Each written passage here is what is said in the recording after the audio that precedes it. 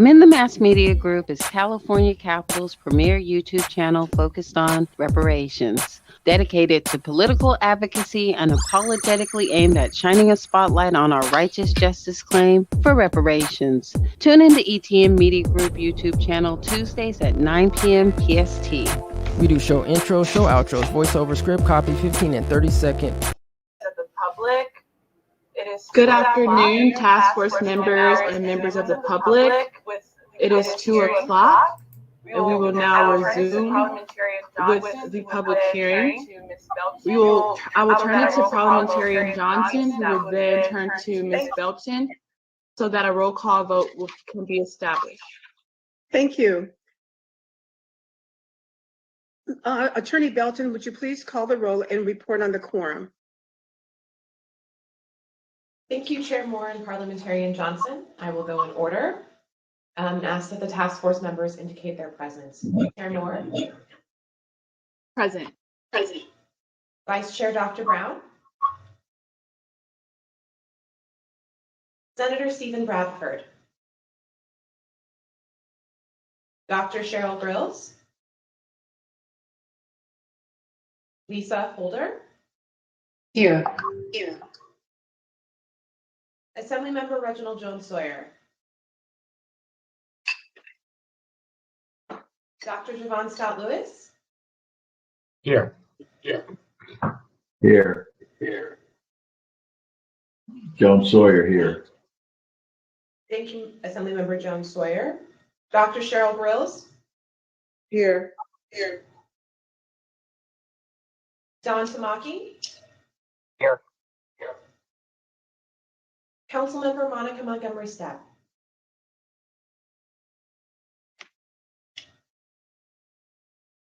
I'm sorry, here. Senator Stephen Bradford.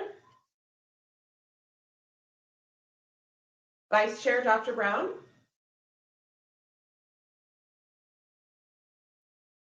Madam Chair, there are 9 task force members and the number needed for a quorum is 5. There are 7 task force members currently present. A quorum has been reestablished. Thank you, Ms. Belton.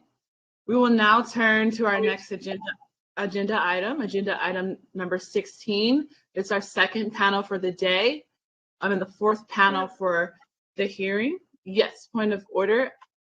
I'm sorry, I apologize. Parliamentarian Johnson, you are recognized. You're exactly where you are. I'm sorry. Okay. Chair Moore, I had asked before the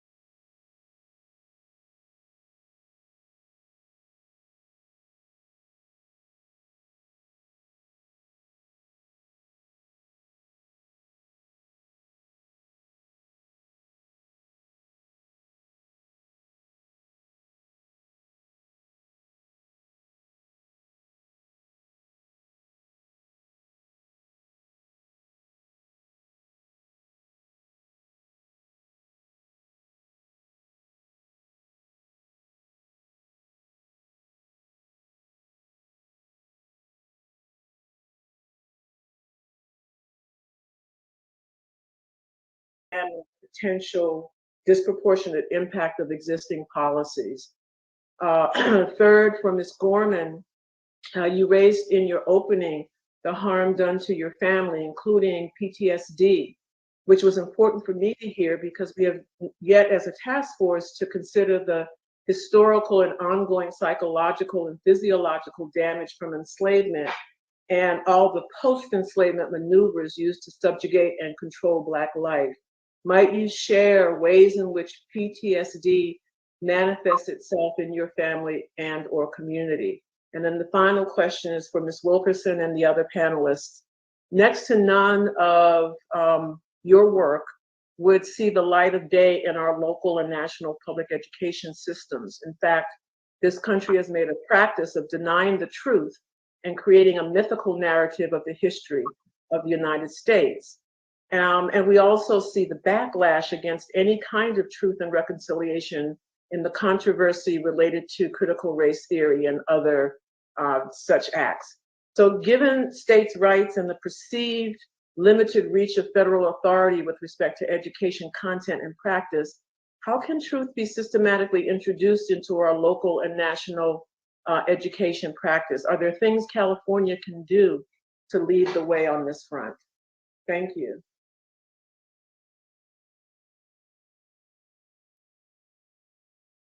Thank you so much, Member Grills, for those questions. Now we will move to agenda item 16, witness panel number 4, which will run between now and 3:30 p.m. I would like to remind each witness that their testimony is recorded, live streamed, and will be available to the public. The first person that we will hear from is John A. Powell. Professor Powell is an internationally recognized expert in the areas of civil rights and civil liberties and a wide range of issues, including race, structural racism, ethnicity, housing, poverty, and democracy. He is the director of the Othering and Belonging Institute, which supports research to generate specific prescriptions for changes in policy and practice that address disparities related to race, ethnicity, gender, sexual orientation, disability, and socioeconomics in California and nationwide. And Professor Powell will have 20 minutes to speak. The next expert that we will hear from is Secretary of State Shirley Weber. Secretary of State Weber is California's first Black American Secretary of State. Before her appointment as Secretary of State, Secretary Weber served 4 terms as an assembly member representing California's 79th Assembly District. Secretary Weber is retired from the Department of Africana Studies at California State University at Los Angeles after 40 years as a faculty member and serving several terms as department chair. And last but not least, we will hear from Dawn Bassiano, who will have 10 minutes to speak. Ms. Bassiano is a mother, a grandmother, and the family historian. She is a resident of Sacramento. Her 3rd great-grandfather was enslaved, and his father was his enslaver. And then we will have 30 minutes for the task force to pose any comments or questions to those providing expert and personal testimony for us today on this particular panel. So without further ado, I would like to thank those who are providing expert testimony for this panel today, and then recognize Professor Powell. You may start your expert testimony when you are ready. Thank you. Well, thank you. This is Professor John Powell. It's great to see some of you and to be a part of this really important process. I want to start by just contextualizing some of my remarks. I'm going to be talking primarily about civic engagement and voting throughout the country with some reference to California. I'm aware that some people might think that civic engagement in general and voting in particular, how is that related to enslavement? Is that a long drift away from the focus of enslavement and reparation? So first I want to just speak to that. So the 13th Amendment, as everyone knows, is what largely ended, not entirely, but largely ended slavery in the United States. There's a provision in there that allows for involuntary servitude if someone's duly convicted of a crime, which amounts to saying those people can still be enslaved. And there's a history of enslavement for people convicted of a crime up until 1945. So even though we think of this as something that happened a long time ago, there's some indication that extreme forms of enslavement happened into 1945, and some may be going on even today under the 13th Amendment. But having said that, 13th Amendment is the primary constitutional provision that changes the breadth of enslavement in the United States. And one of the things that's important in terms of the 13th Amendment for this hearing, how far does the reach of enslavement go, and how far does the reach of ending enslavement go? And what developed very quickly, even before the passing of the 13th Amendment, was the idea of the incidence and badge of slavery. So it wasn't just formal slavery. The country, both in terms of popular discourse and legal discourse, recognized that there were some things that were incidents and badge of enslavement. Now, the exact meaning of those terms have mutated and continue to mutate. And probably one of our best sources in terms of legal discourse is Justice Harlan, who's sometimes called the Great Dissenter.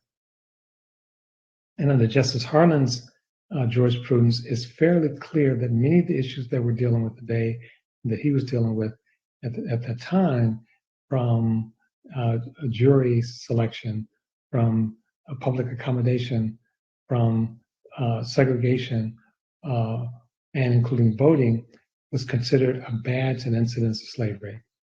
So one could argue, so why are Blacks not oftentimes given public accommodation during Justice Harlan time? And Justice Harlan said that in of itself is a badge and incidence of slavery. So what I want to posit is that many of our voting laws themselves are also a badge and incidence of slavery. So it's not far removed. It's actually just an extension of the way we continue as a country to deny people their citizenship rights, the human rights, and to dismantle the badge and incidence of slavery. So let me go now to the 15th Amendment, which is passed in 1870. And after Congress passed the 13th and 14th Amendment, they found that Blacks still were being greatly intimidated and were not being given the right to vote. And they passed the 15th Amendment, which guarantees the right to vote, and basically says someone should not be denied the right to vote based on previous servitude. So the 15th Amendment then is the constitutional amendment that enshrines voting, if you will, to actually remove the badge and incidence of slavery. When we look at voting, we find that, first of all, that passes, even though it was passed in 1870, very little was done on a systematic level to actually make sure that Blacks could vote almost up until the 1960s. So we lost 90, almost 100 years in terms of enforcing the 15th Amendment. Now, that's important because a lot of people will think, well, these things happened a long time ago. Why are we still talking about it? The very scope and purpose of these amendments did not really go into effect until fairly recently. In fact, I would say they didn't start taking real effect until 1965, the passing of the Voting Rights Act. But I'll come back to that in a minute. So I'm talking mainly about what's happening nationally, but I also want to bring California into this. So California, when it became a state, one of the things that put in this constitution, it limited voting only to white males. So again, even though it was a free state, it expressly denied the right to vote to Blacks. And when the 15th Amendment was passed by Congress in 1870, only two free states opposed the amendment and initially did not ratify. One was Oregon and the other was California. So even though California was a free state, it was not a state that was hospitable to Blacks. And that continued. There were a number of things California did. One of the speakers already mentioned that there were a number of sundown towns in California. And so there was not necessarily a sharp division between a slave state and a free state. Some people assume that if you have a free state, you are hospitable to Blacks, and that's not the case. California was not hospitable to Blacks, and especially in the context of voting, as well as other provisions. In fairness to California, that started to change around World War II. And in more recent times, California has been considered a more inclusive state in terms of voting and other provisions. That's not true of the country, though. The country has largely remained hostile to Blacks in terms of recognizing full citizenship and dismantling the badge and incidence of slavery. And I want to talk about some of those. Voting itself is key to being a full member of a democracy. I've written articles on that, and I'd gladly make it available to the commission. But in democracy, you can't be a full citizen, and you can't unless you can participate and vote. That's the primary good. All the other goods, from housing, education, to health, to jobs, flow from that. If that's not present, all those other things are on shaky grounds or denied as well. And that's one of the reasons that there have been so many fights over the issue of voting. So after the passing of the 15th Amendment, voting for Blacks stayed almost close to zero until the 1960s. So Blacks were not participating and were still living under a deep cloud of badge and incidence of slavery. On a personal note, probably like many of you, my family was from the South. They were sharecroppers. They did not participate in the formal economy, and they did not enjoy many of the things that we would have considered as an incidence of being a full citizen.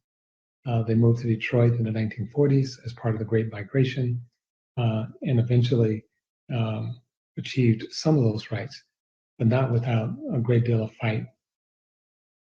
So I want to talk about the Voting Rights Act of 1965, and I want to talk about that both as a historical event, some of its problems with it today, as interpreted by the court, but also to suggest some of the things the committee might consider. So the Voting Rights of 1965 was radical in many ways. It was designed to implement the 15th Amendment. It was designed to operationalize the 15th Amendment. Now, the states had adopted a number of mechanisms to actually prohibit Blacks from voting, whether it was private and public acts. But the list is too long to even chronicle at this time. But there were things like the grandfather clause. That is, you couldn't vote unless your grandfather voted. Well, if your family had been enslaved, your grandfather didn't vote.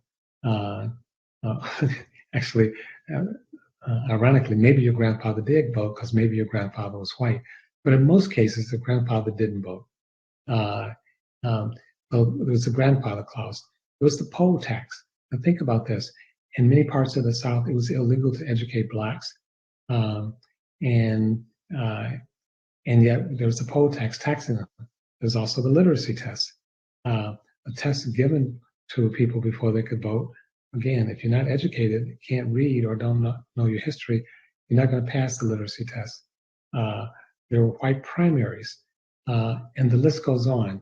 And one of the things that the Congress and the court found is that whenever they went after any one of these things, the purveyors would actually just adopt something else. It was like a whack-a-mole. You knock one thing down and something else pops up over here. And they felt they could never get ahead of it, that the states kept passing laws to prevent Blacks from voting, no matter what Congress did. And so that changed in 1965. And one way it changed in 1965 was something called Section 5 of the Voting Rights Act, which required certain states, and then later extended to municipalities as well, to not change the law without getting pre-clearance if the law is going to have a negative effect on the outcome of Black voting. I'm going to just restate that again. So the law was, you as a state or municipality can't change your law without getting a pre-clearance from either the Attorney General or a federal court showing that your law will not have a negative effect on Black voting.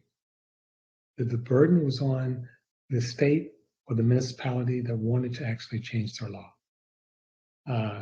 And so you couldn't change it without getting a pre-clearance. Now, that law was struck down largely by the Supreme Court in 2013 under Shelby County versus Holder. So pre-clearance is no longer the law of the land. And what we see is a plethora of new laws and passed all around the country prohibiting, limiting, suppressing the Black vote.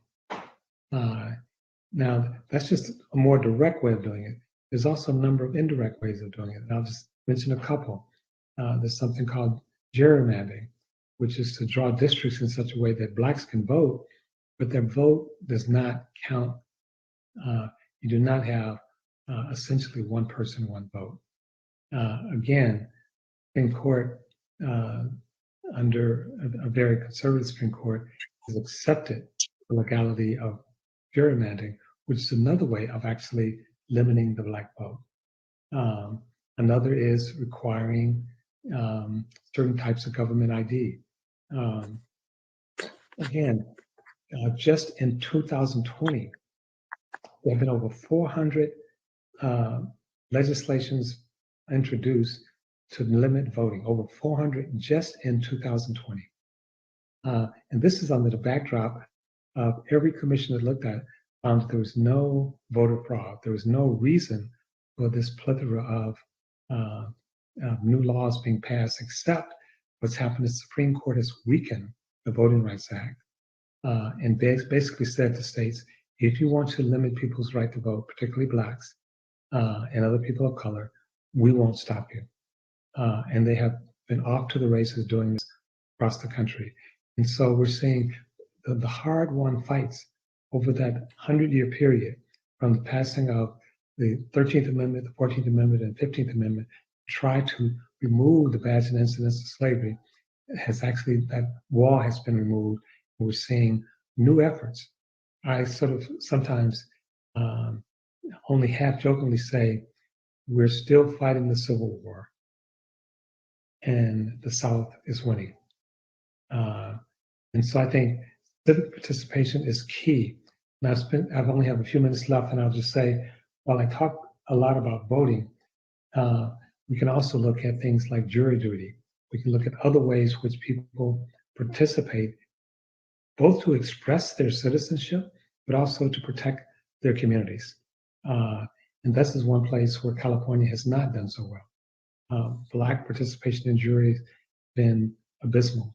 And there's one study done, I think at UC Berkeley, which looked at something called peremptory challenges, which is what a prosecutor has, not prosecutor, both parties have, in terms of striking a jury. And in one study, I think over 70% of the juries struck were African American. African Americans were removed from the jury, and less than 1% of whites were removed from the jury. Now, peremptory challenge is something that a lawyer can use in a courtroom without giving any reason. All they have to say is, I don't want that juror. And what's happening in practice is a systematic exclusion of Blacks from juries, largely by prosecutors. And you start off with Blacks being underrepresented in the jury pool, and then those who are in the jury pool also being excluded. The last thing I'll mention, as my time runs out, is going back to voting. Again, is historically, what we've done in the country is that we've associated committing a crime with voting.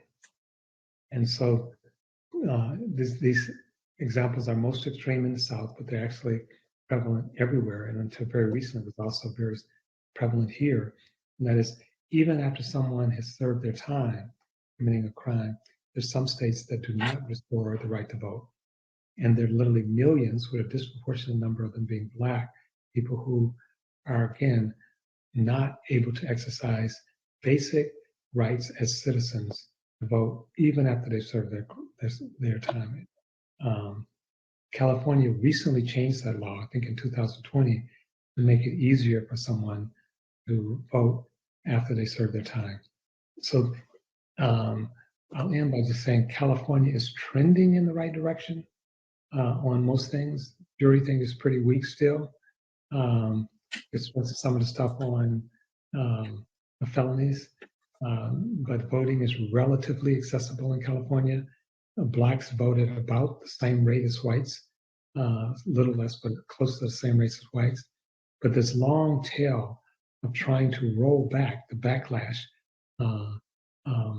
in the country is quite pernicious and has had a negative effect on both the Black community and our very democracy. And I think any serious effort to look at reparation has to look at people's right, not just what happened prior to 1865, but what's happening now, the bads and incidents of slavery that continue to be systematically implemented throughout our society. Thank you. Absolutely. Thank you, Professor Powell, for that thorough presentation. I would like to now turn it to Secretary of State Shirley Weber for her expert testimony. Welcome, Secretary of State, and you may begin your testimony when you're ready. Thank you.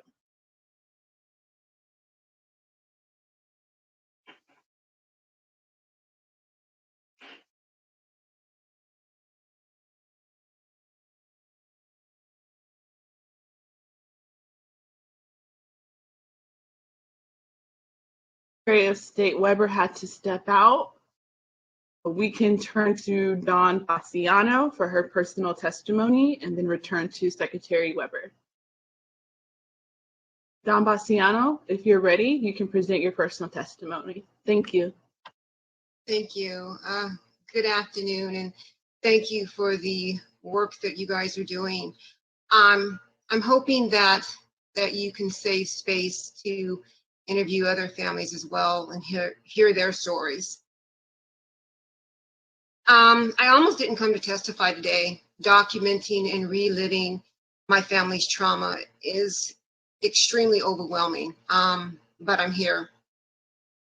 What initially prompted me to document my family was learning that my fourth great grandfather, John Binion, enslaved and in the loosest of context, fathered my third great grandfather, Simon Binion.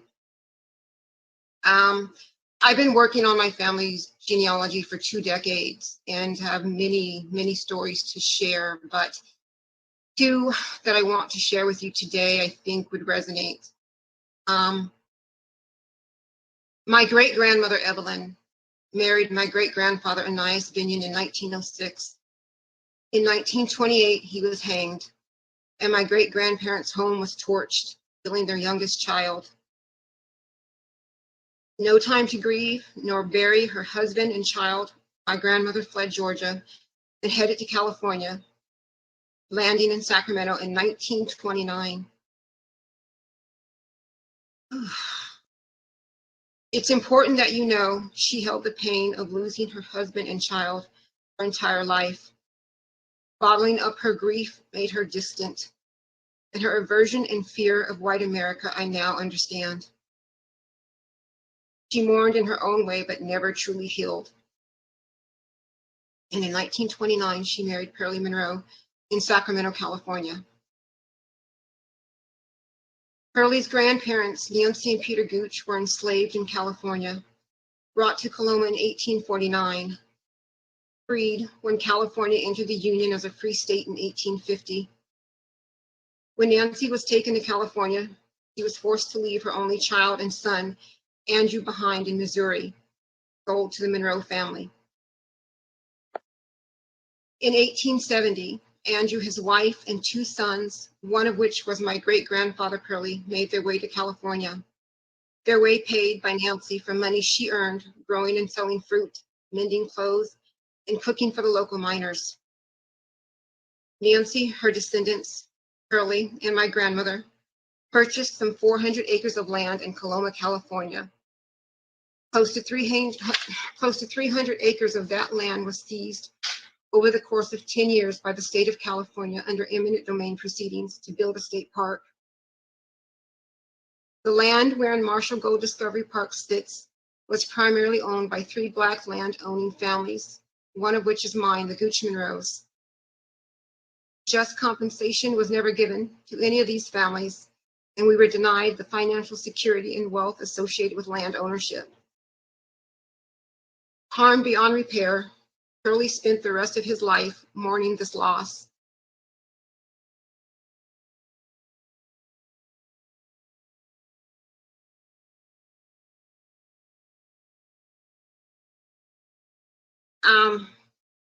I also want to tell you about my maternal 4th great-grandmother, Pleasant Brent. Born enslaved in Kentucky in 1845, Pleasant's daughter, Lavinia, born into chattel slavery as well, would fight to right the wrongs perpetuated by those who enslaved Black America. In the late 1800s, she is one of many to petition Congress for compensation for their years of enslavement and for Congress to draft laws to better their condition. Although unsuccessful, this effort was one of the earlier attempts to right the wrongs of slavery and secure reparations. Pleasant, her daughter Lavinia, and grandchildren made their way to California in 1909. Their move was preceded by Pleasant's brother Henry arriving in California in 1870. Henry purchased a significant amount of land in what is now Midtown Sacramento, land encompassing M&N Street, bounded by 24th and 26th. By 1900, he would purchase additional parcels and homes throughout Sacramento. Henry died in 1912, and upon his death, his property, including the land purchases, were auctioned by the state under the pretense that he had no living heirs nor descendants, although his sister, my 4th great-grandmother, was alive and well. Pleasant contested the proceedings, but her efforts were futile, and that land and property that were rightfully hers was taken. The stories I have shared are just 2 of hundreds of thousands. There are too many families here in California and across the United States to count, with stories similar to mine. It's profoundly evident that descendants of chattel slavery, those living through Jim Crow and institutionalized racism, continue to be harmed, denied the same rights, freedoms, financial independence, and wealth of that of white America. This country was built on racist principles, ingrained in its moral fiber, and today complacency has normalized racism, widening the wealth gap between Black and white American families. With the institution of slavery setting the stage, we cannot deny the discriminatory practices that continue, magnifying disparities that directly affect our Black communities. Federal policies that do not correct and are rooted in racial practices continue to preserve the health, employment, housing, educational, and wealth inequities that directly harm Black America.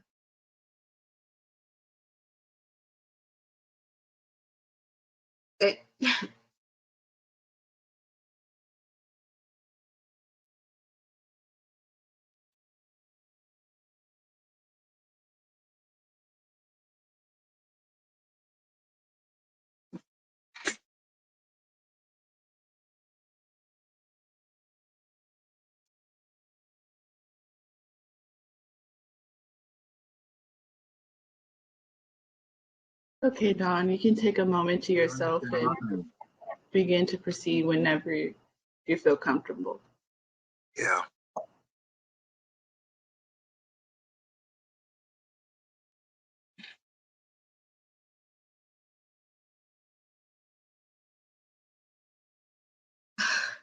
I was also asked, what does reparations look like? Making amends. There's so much. And I almost feel guilty for feeling the pain that I feel, but it's real. It resonates with me. This is my family. These are the stories that have been told and retold, and it hurts. And how do you fix that?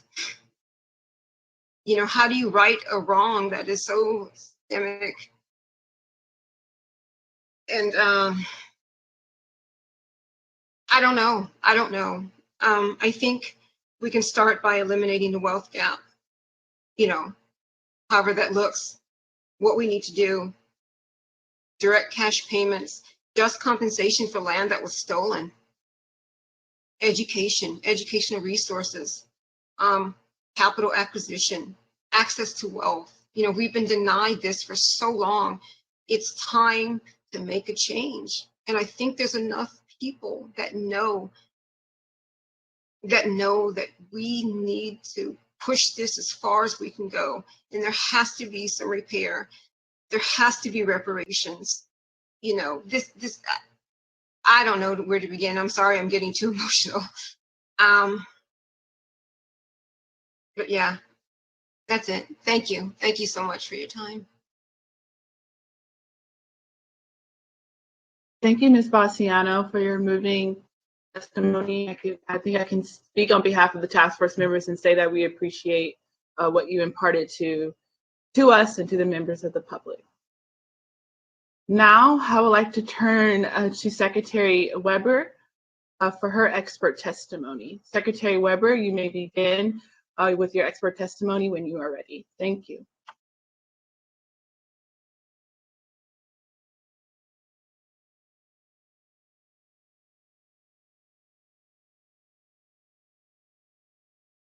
Mike.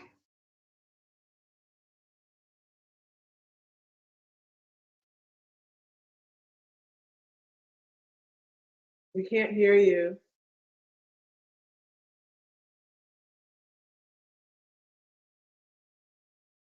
We still can't hear you.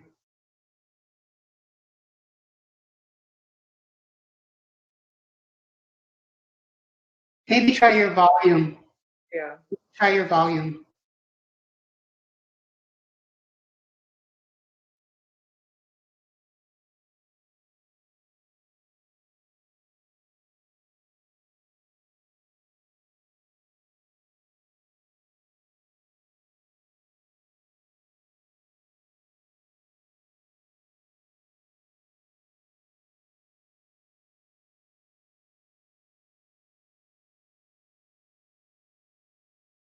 We still can't hear.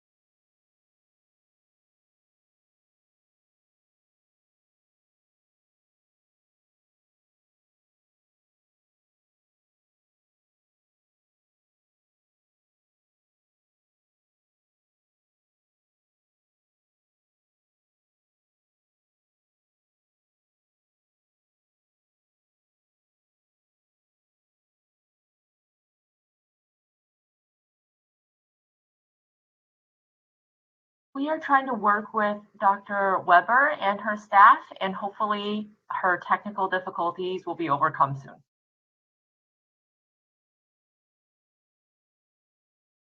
I'm wondering if in the meantime we should ask questions to the witnesses. We can do that. I have a question for Ms. Bassiano, and it's a question that if folks have observed, I've asked Everyone who has provided personal testimony, what would an ideal reparations package look like for you and families similarly situated as yours?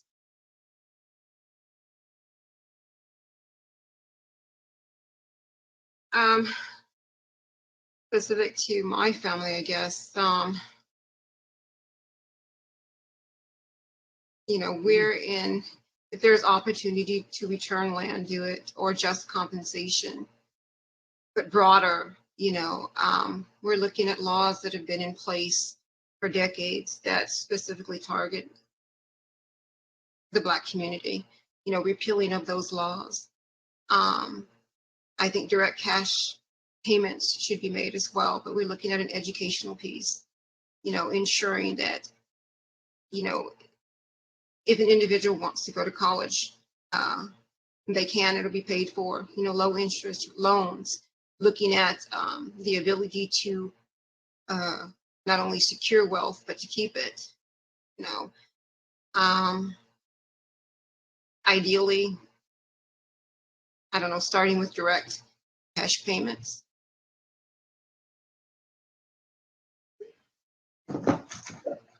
Thank you, Ms. Bassiano. So I see that Secretary of State Shirley Weber has joined us. So Secretary of Weber, we are looking forward to hearing your expert testimony, and you may proceed with your testimony when you're ready. Thank you. Can you hear me now? Yes, we can hear you clearly. You can, okay. I'm not sure what happened. I've been on for a long time. Evidently something went wrong.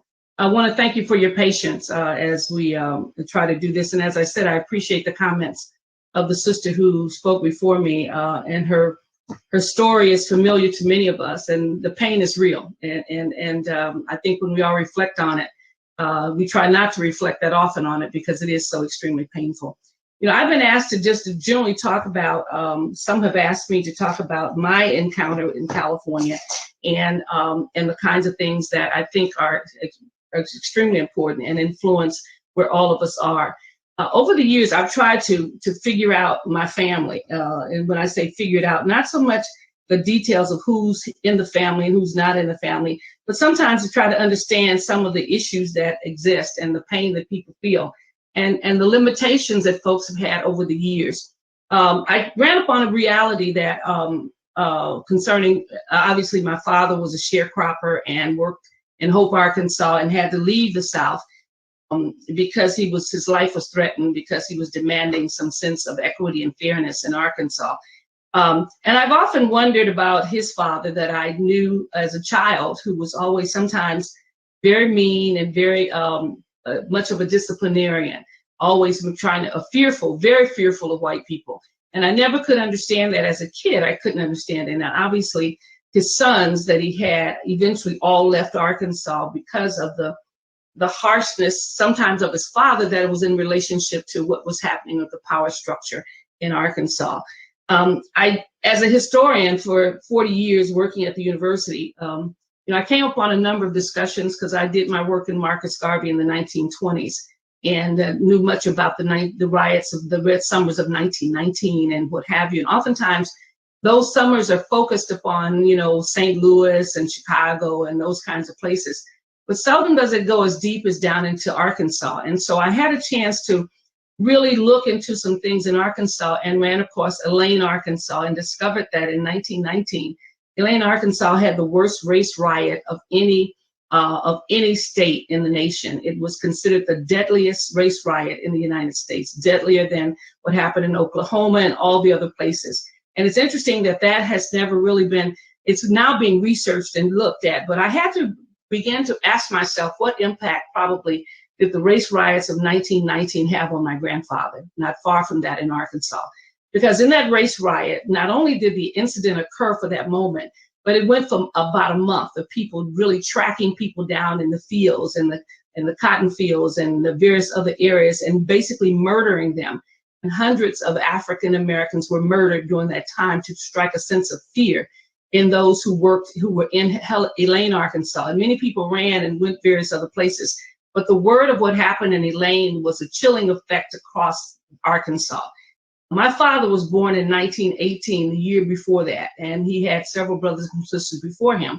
So obviously his father, who had been a sharecropper in Arkansas for many years, and his grandfather, who had been enslaved in Arkansas, Oliver Nash, saw the impact of Elaine, Arkansas, and it created tremendous amount of fear and deference that you just can't rise up, you can't raise those issues, you just can't do those things because the consequences, not only for that person, but for their entire family, could be devastating.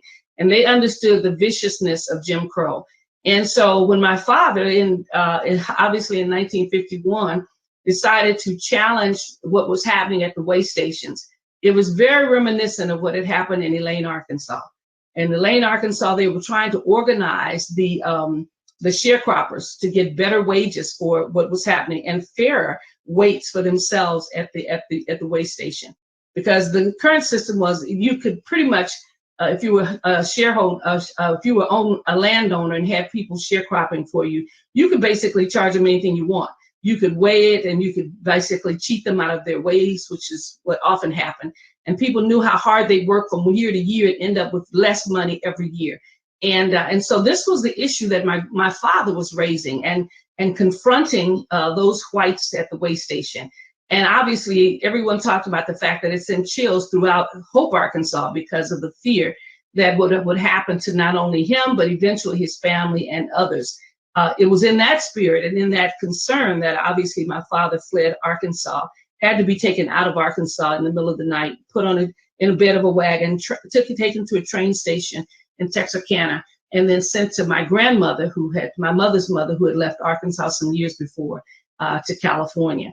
So my father came here with a tremendous amount of obviously bitterness and anger towards the South in terms of what it had done to him, but more committed and determined to make sure that it did not happen to his children.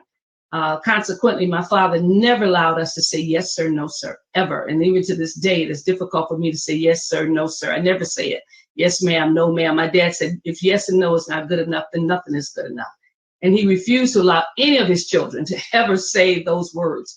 And it's interesting because I wonder if we actually came from the South, particularly my older brothers and sisters who were 11 and 12 years old when they came to California, never had a sense of deference of yes, sir, no, sir, ever. Even to this day, and they're 80 years old, they've never actually said those words because that was a curse to my father to be able to do that, a sense of disrespect to you as a person. So my father had this kind of radical spirit about him. And some people asked if I didn't inherit that, and I'm sure we all did inherit some of that from my father. But it became real clear that he saw California as an opportunity. And so like so many Californians who came here, they came to California because California became the promised land. It was different than the South. And initially they thought it was better. And it was in one sense. It was better to the extent like most African Americans who went to the North. When you study the migration into the North of the country, and you look at the books that you study them in Marcus Garvey's era and what have you, people saw the difference that existed in the North and the South. And mostly what the difference was is that you didn't have to live 24 hours a day under the same area or the same roof or as someone white, that you had some flexibility. You could basically do what you wanted when you got off from work in the evening. You didn't have to have massa making you come to his house to serve his children, or him knocking on your door in the middle of the night to come do something for him because one of his children was ill. You didn't have to have that 24-hour oversight as you had when you lived out in the country. That they could come to your house any time of day or night and make demands on you. When you lived in the city, you basically had your own neighborhoods, your own communities, and people were less likely to do that. Now, the police may come knocking on your door at night, but at least you didn't have the idea that the guy that you work for in whatever factory or whatever place you work was going to actually come into your neighborhood, make demands on your time and your space. And so in some sense, African Americans saw this as a sense of at least freedom with regards to their ability to have something in their own community. And as a result, they saw it as a better life. Now, clearly it was a better life, but it wasn't necessarily the same life as those who were white living in those communities.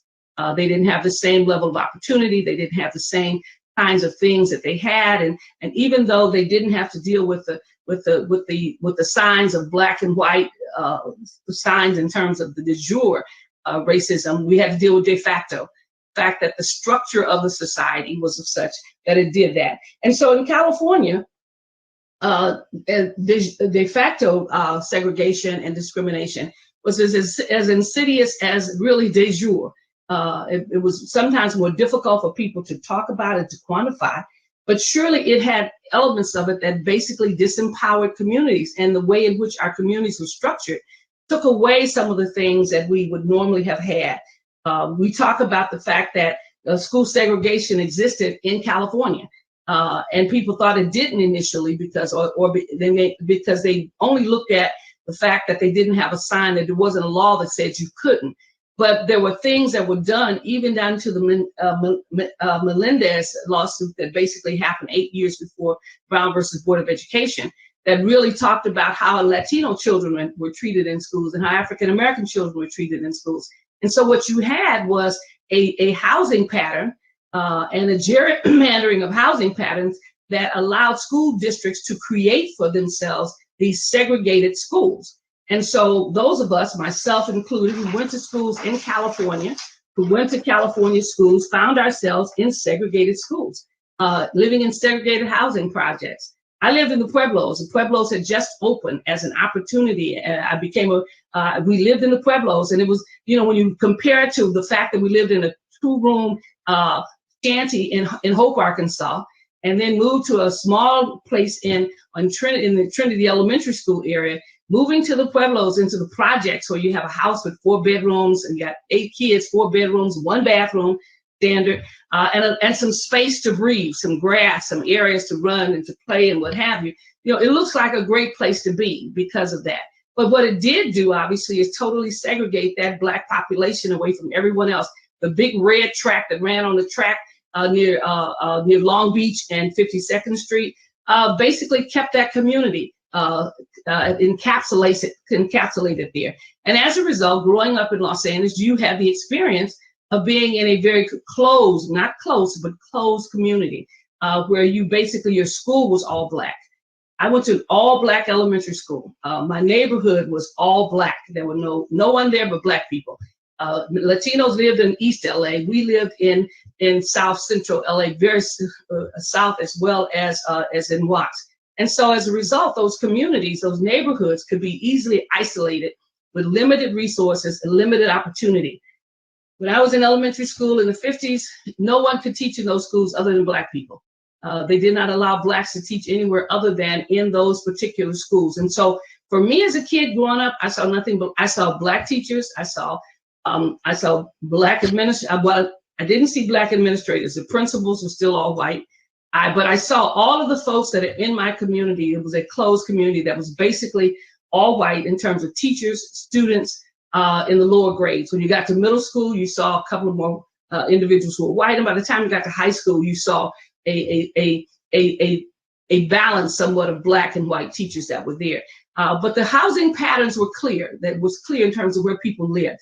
And the impact, of course, is that you end up having these communities that are basically all Black.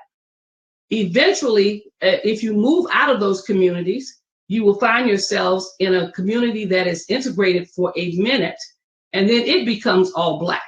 Because when we moved out of the projects and moved over to 45th Street and between Broadway and Grand, there was probably 3 white people on the block, and probably before we knew it, there was everybody on the block was Black. That they had all their children, their grandchildren had moved them out. And as a result, we end up basically with those things, the reality. California has covenants on many of their deeds that didn't allow you to sell them to African Americans. And those covenants now still exist, but they are you can no longer enforce them. And so what happens is that when you have this segregation, as in my school, you end up with a school that you can control the curriculum, you can control what people become, you can basically decide that the school has a large technical education program, very small programs that still take people to college, very few counselors that take them to college, and basically people become technical individuals who become trained to do things.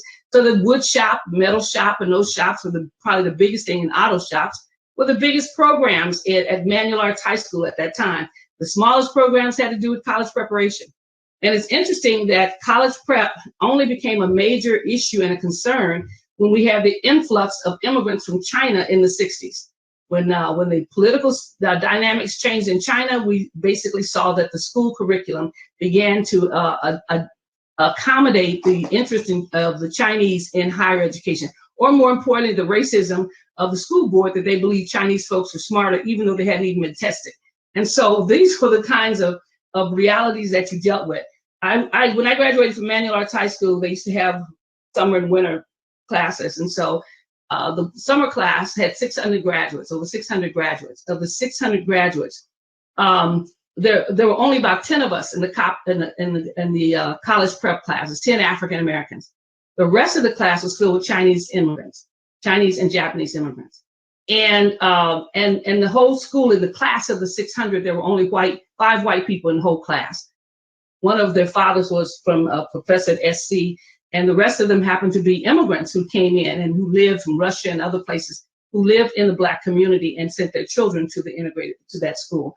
But pretty much the white flight was common in the community. There were basically schools that, like I said, that were all Black and with very little accommodation for others that were there. And only at some point, it was interesting to me that when our communities, basically, people would, we be there for a minute, we see the flight, we see people leaving. And the institutions that could not fly away, who could not get away, figured out ways to limit the impact of Black people. And I think of my, I talk about it not because I'm from UCLA, but I think about SC and SC being trapped in the Black community at that time. It had built its institution there. It had meetings about moving SC out of South Central LA, but that was entirely too expensive because they had built some major buildings and facilities there. And so what happened, of course, as a result of community planning, you increase your visibility on the south side with the parks and the exposition park and so forth and so on. So you pretty much block people's ability to come in from there.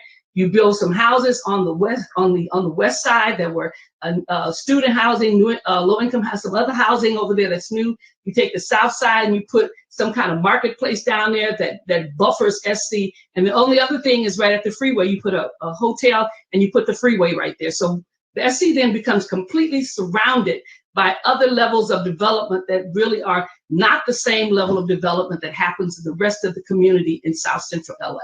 And so we saw this regularly, as a way to say that, this community may change, but there's certain things that will remain the same. When we talk about the voting population in Los Angeles, in terms of how people were voted and divided, we continue to recognize the fact, as the prior speaker did, that there were a number of things that limited voting. And we, those of us who are in the assembly, as Mr.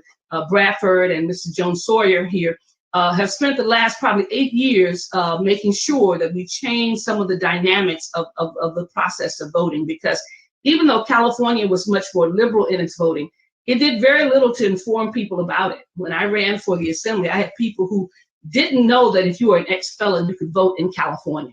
They thought an ex-felon was just like somebody in Mississippi and Florida and other places. You could not vote. In California, they could. Even those in Sacramento who were, as I ran across so many of the lobbyists and the lawyers, many of them did not know that you could vote as an ex-felon in California. It really shocked me when I presented a bill that made it required that they basically give information to folks who had finished their term that they had the right to vote. And of course, many of our prisons and individuals who didn't want to do it said it was too difficult to basically do that, and it was too expensive to simply say to a person who was leaving prison, you can now vote. They said it would require millions and millions of dollars to change all of their materials just to put this one line in that says you can now vote. So there was tremendous amount of resistance to doing that, even though that had been California law. We just removed the last piece, which is about the ex-felons, that those who are basically on parole can now vote in California.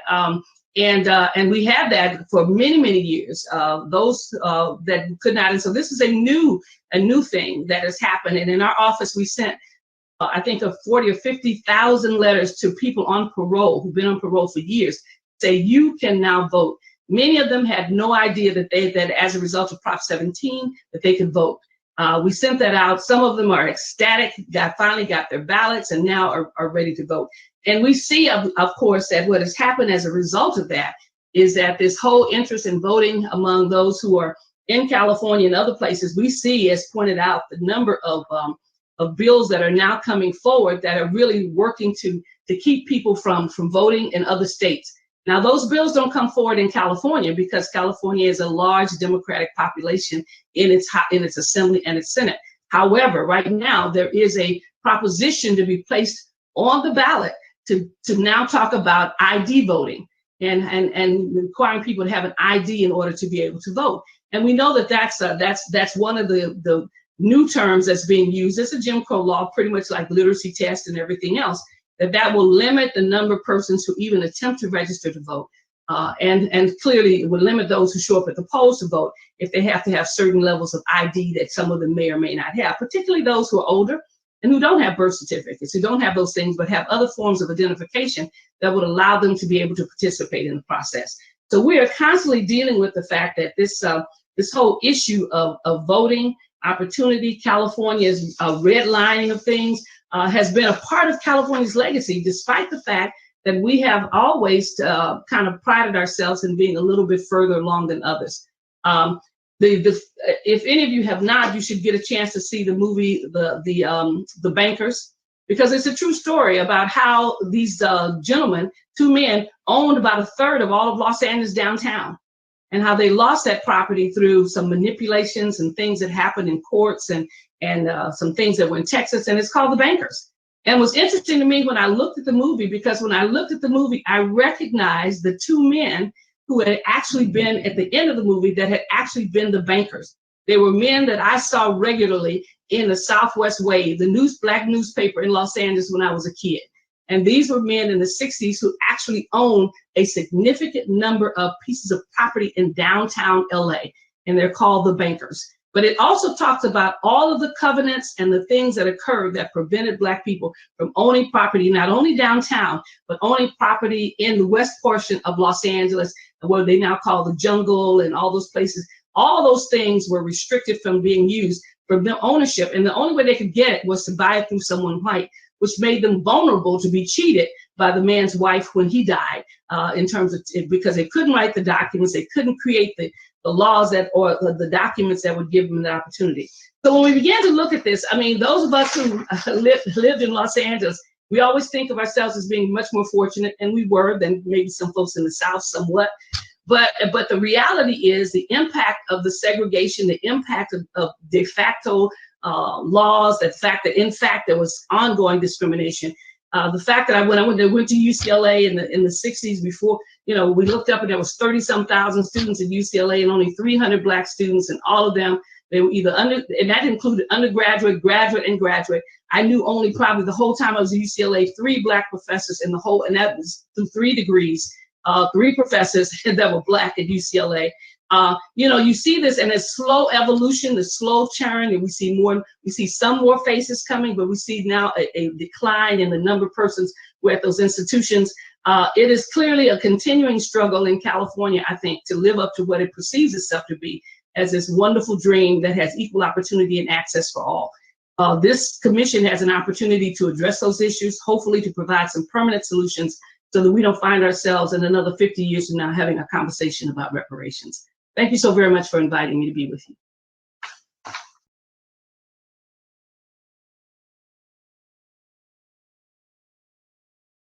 Thank you, Secretary Weber, for providing that excellent expert testimony. It is 3 o'clock, or 3:02 to be exact, so we have 28 minutes left on this agenda item.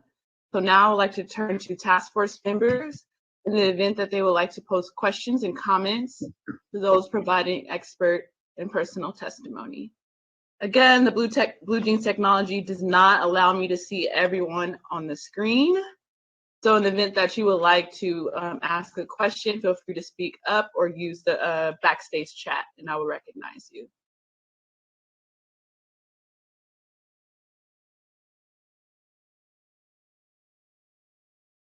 Madam Chair. Vice Chair Brown, you are recognized. With all the testimony that I've heard this day,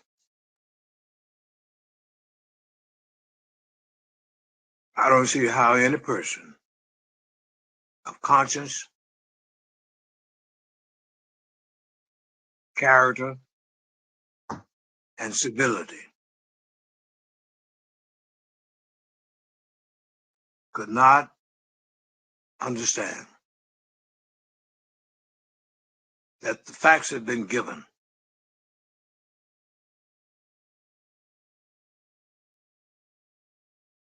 And now all we need to do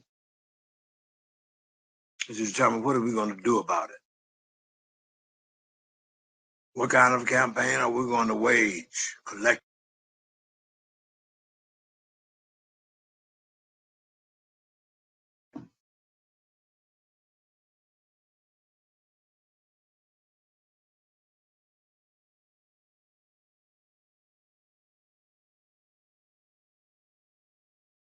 Vice Chair Brown, you went out on my end. I can't hear you.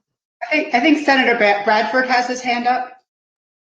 Okay, Senator Bradford, you are recognized, and we can go back to Vice Chair Brown in the event that he wanted to continue. Go ahead, Member Bradford. Thank you. I just want to thank all the presenters that just presented, but especially Dr. Shirley Weber, my former colleague, and Mr. Jones Sawyer, former colleague in the legislature, and my former college professor. The question that has been asked of us most, Dr. Weber, I guess this morning is, what do we, or of some of the presenters, what do we ask them their feelings on what reparations looks like? As the author of this bill, can we hear from you? How would you surmise what reparations should look like here in this in California? If that's an appropriate question. Thanks for that question. I remember once when someone asked Thurgood Marshall, we were in a meeting together, what did freedom look like? And he said basically that when the poorest and the least resourced person of African descent has the same chance and opportunity as the one with the most, then we will have achieved a sense of freedom and equity in this country. And so, when I think about reparations, clearly I think of the sister's family who's lost so much, as so many of us have, the opportunities that can't be quantified, that you can't quantify my father's lack of education and the negative experience that he had and just trying to survive for himself and his family. You can't quantify that. You have to begin to say, okay, what do we do in terms of opening up this particular society in a way that really makes an effort to create the opportunities for those who are here, but also for the next generation to come, that it should not be something that you can't buy it with $20,000, as somebody asked me about once before. You can't, because that in itself is not even, you can't even, as you begin to analyze how much it would cost, it becomes those things. So we have to look at every institution that we've had, whether it's home ownership and finances, and begin to ask when will we reach equity and parity, and how do we accelerate that experience for so many? And some are looking at that. And one of the things I'm pleased is that some of the nonprofit groups, one here in San Diego, one of the foundations is actually creating an opportunity, and they've raised, I don't know how much money, to really start talking about helping Black people buy houses in San Diego, to motivate them to do that. That becomes important because we know that that is the wealth of most of our families, that most of our families have any resources at all because they bought a house and were able to keep that house. And now we're in a position where, where most folks can't afford it. And so we're limiting the ability of wealth that's there. Education should be available to every African American, regardless of their background in terms of the resources they have. University of California should be free to every Black person in California, period. We can talk about all the other things that happen, and other people might say, what about us? Well, I understand that, and we can talk about that too.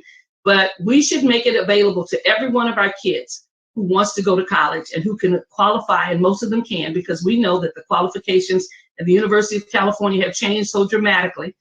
When others don't meet those qualifications, we now don't require the SAT, we don't require this, we don't require all those things that we thought was the holy grail, and we would never give up.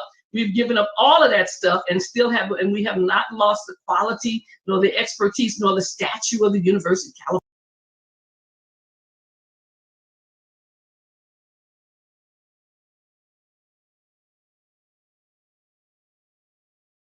Kinds of things that are bold.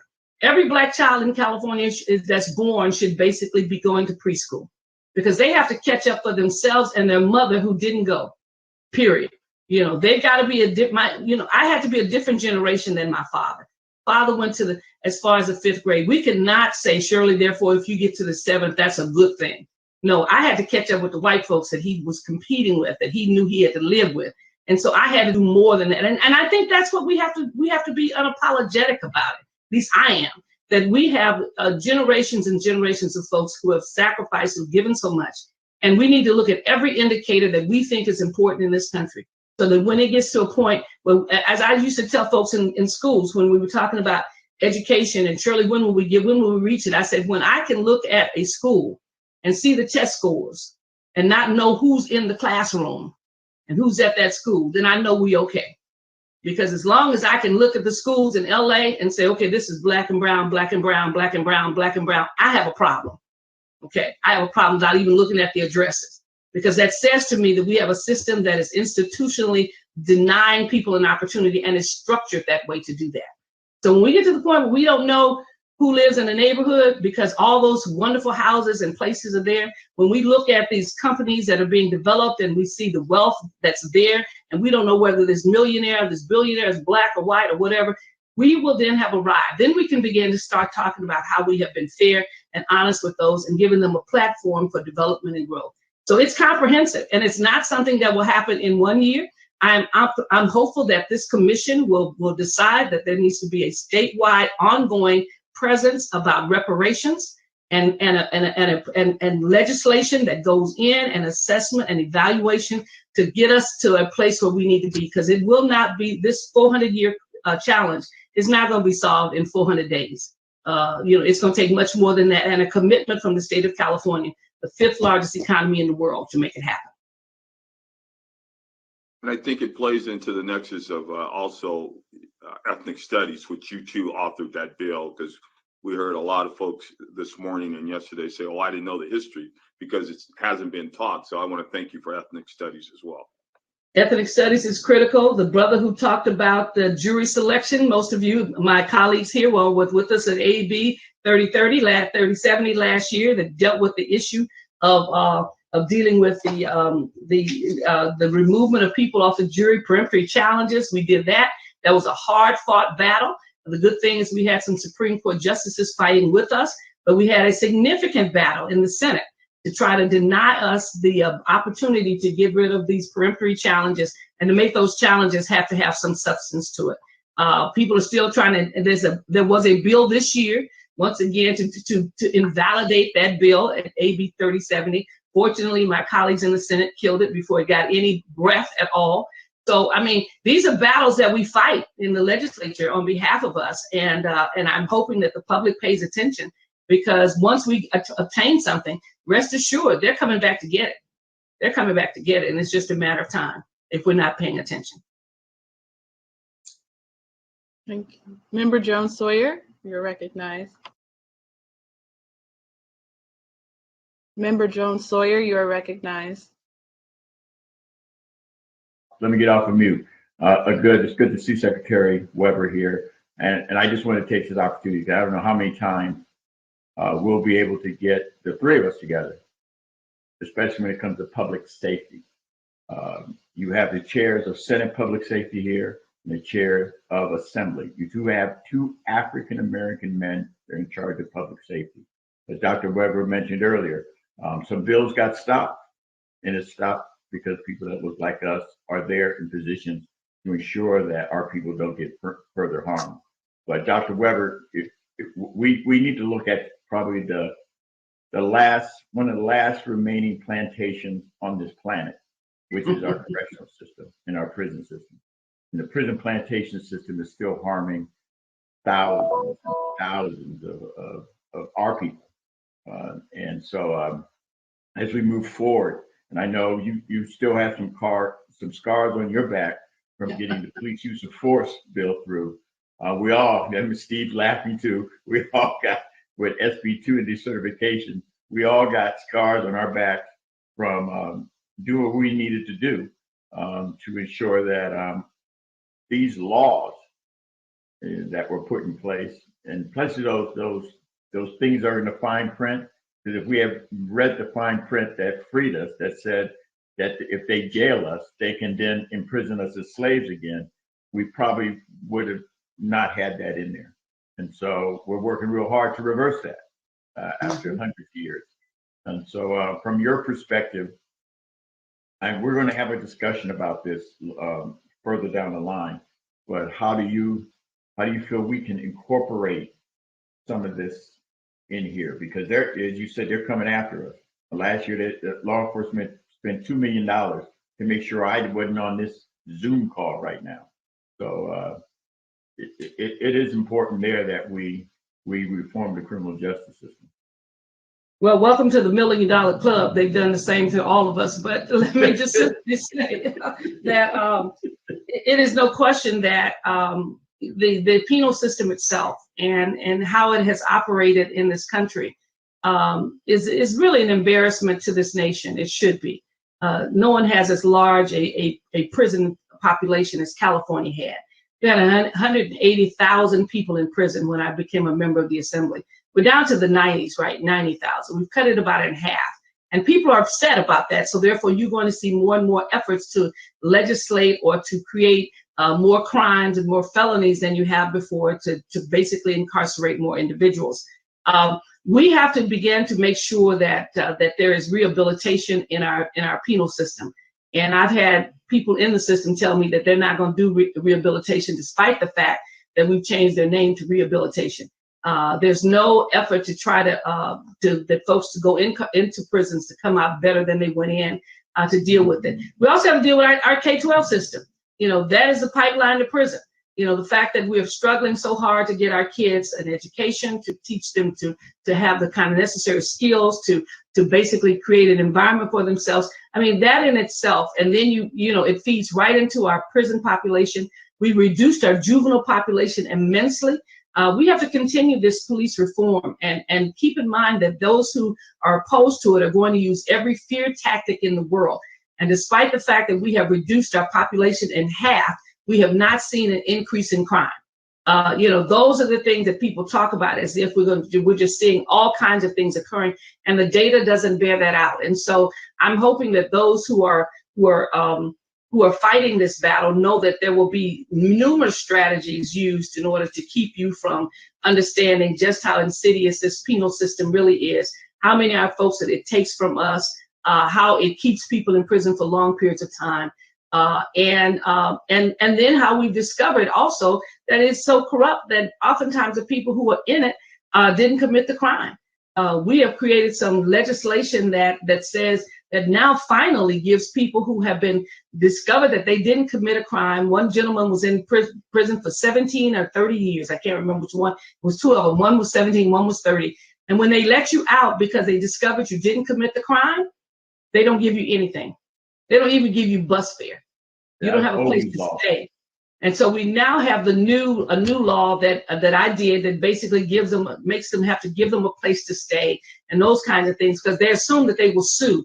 And even if they sue, it takes years and years and years to basically get the resources. But there's no apology. And the general attitude is, well, they may not have done that crime, but we know they did something.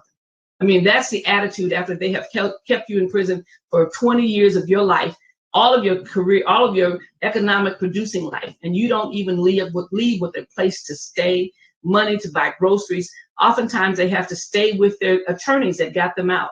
And so we are, you know, I've worked with them in terms of legislation to make sure that they have free access to college, that they basically got health care. They didn't want to give them health care, and that they had an opportunity to have a place to stay. I mean, those kinds of things are fundamental if you're letting them out. But you would think that there would be some mercy or some apology from folks who've incarcerated you unjustly for 10, 20, 30 years, and there really is not. It's amazing what people say. Well, I know they didn't commit that crime now, but I know they did something. So they want to create justice even in the unjust situation that the folks are in.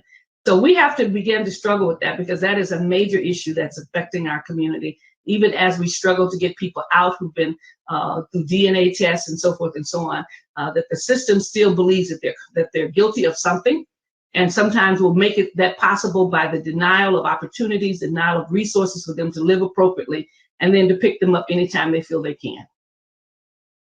Thank you.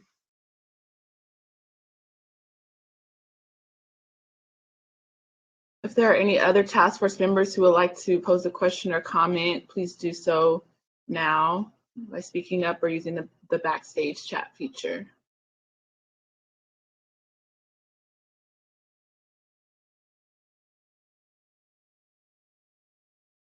Dr. Question. How are you?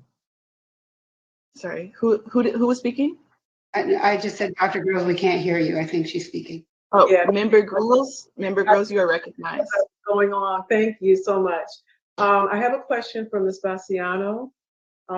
Your testimony really tore at my heart, and I, as a psychologist, it really piqued my thoughts around this particular question, which is, if reparations included something to promote healing from the pain that you and other families like yours has had to endure, what strategies or resources do you think would be considered helpful and would resonate with you, your family, or families like yours?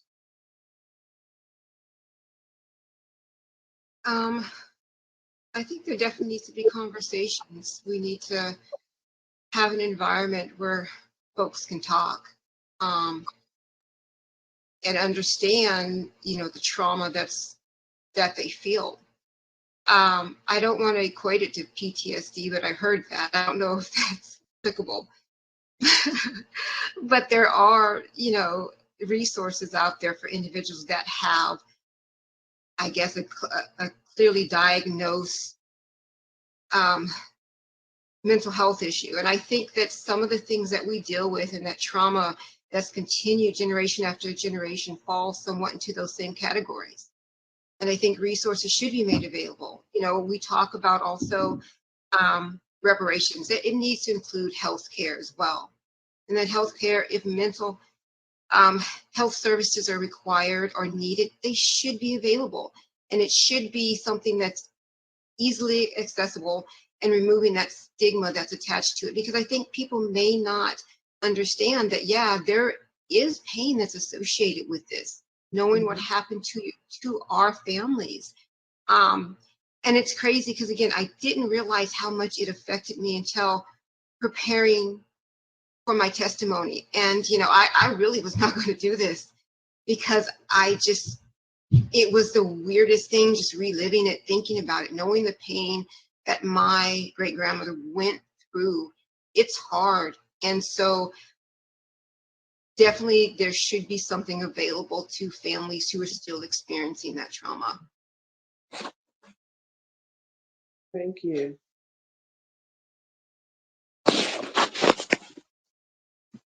I have a question. This is Lisa Holder. I have a question for Dr. Weber.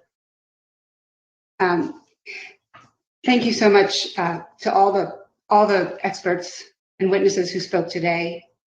Very, very insightful and moving commentary. Dr. Weber, I wanted to specifically ask you your thoughts on the notion of intent versus impact and outcomes. For so long, we have tied racism and discrimination to this idea that the perpetrator has to overtly intend to do harm, right? And that's very, very difficult to prove in any setting, especially in the courtroom, because someone has to use the N-word, or so you need a smoking gun to be able to get into the mind of the perpetrator and show intent. And so as a litigator, I try to shift the focus on impact.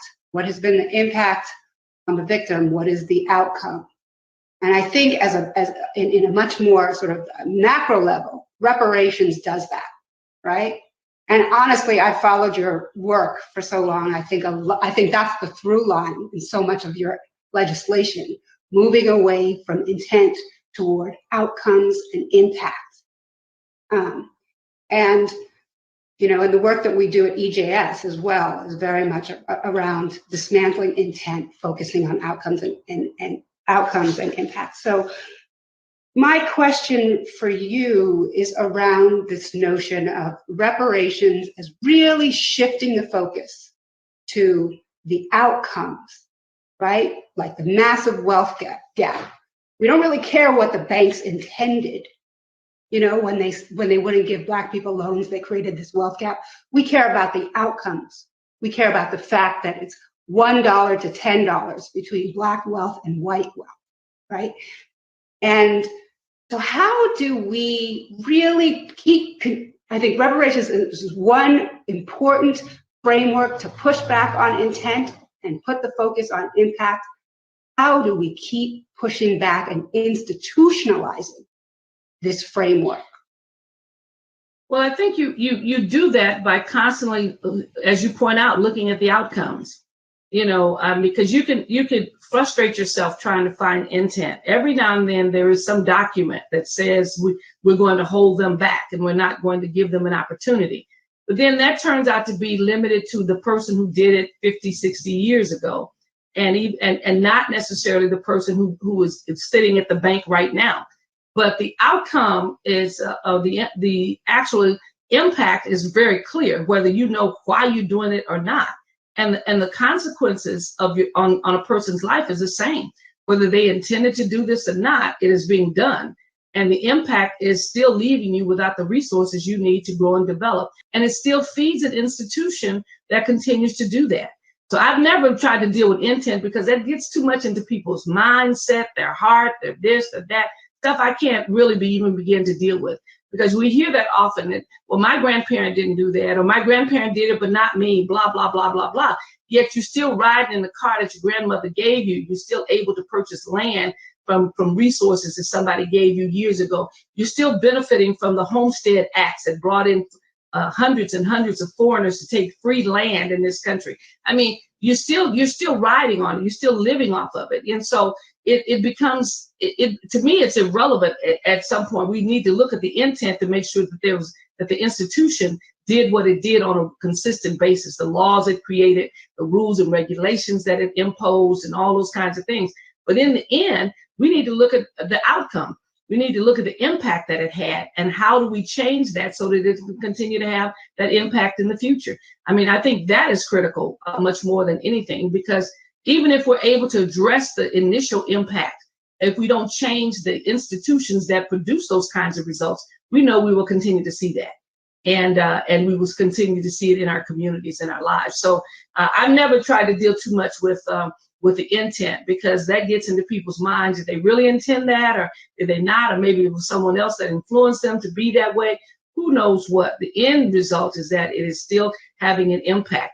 And basically, when we look at things that exist in society in other areas, we sometimes look at intent, but we more importantly look at impact.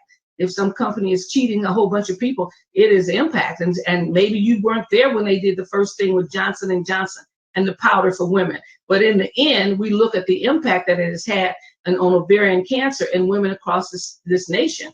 So we do look at impact when it's to our advantage. We have a tendency to want to hide behind intent when we think it is far removed from us.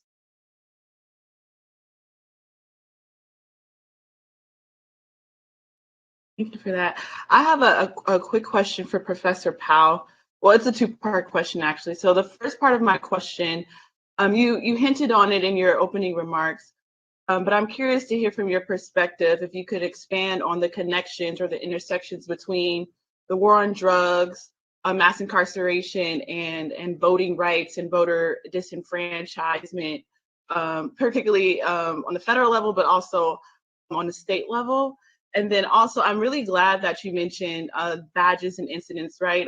As a lawyer, as someone who enjoyed learning about constitutional law in law school, a lot of the times, we know Section 1 of the 13th Amendment, but we often ignore Section 2, which authorizes Congress to eradicate all badges and incidents of slavery. And so another part of my question to you is, what symbolism is present today that you think are vestiges of slavery or badges and incidents of slavery that could still have a psychological effect for Black Americans living today? And if you have any solutions related to the eradication of these badges and incidents. Thank you.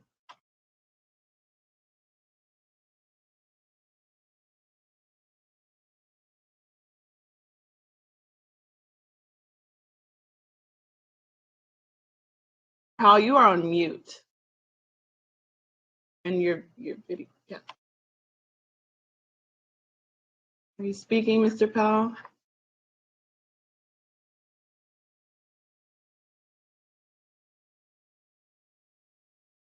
I can see his frame. He's not present. Yeah, I think he stepped away. Well, at least my questions are on record, and he can get back to me to us on those questions. Do any other task force members have any a last question or so for Ms. Bassiano or Secretary Weber?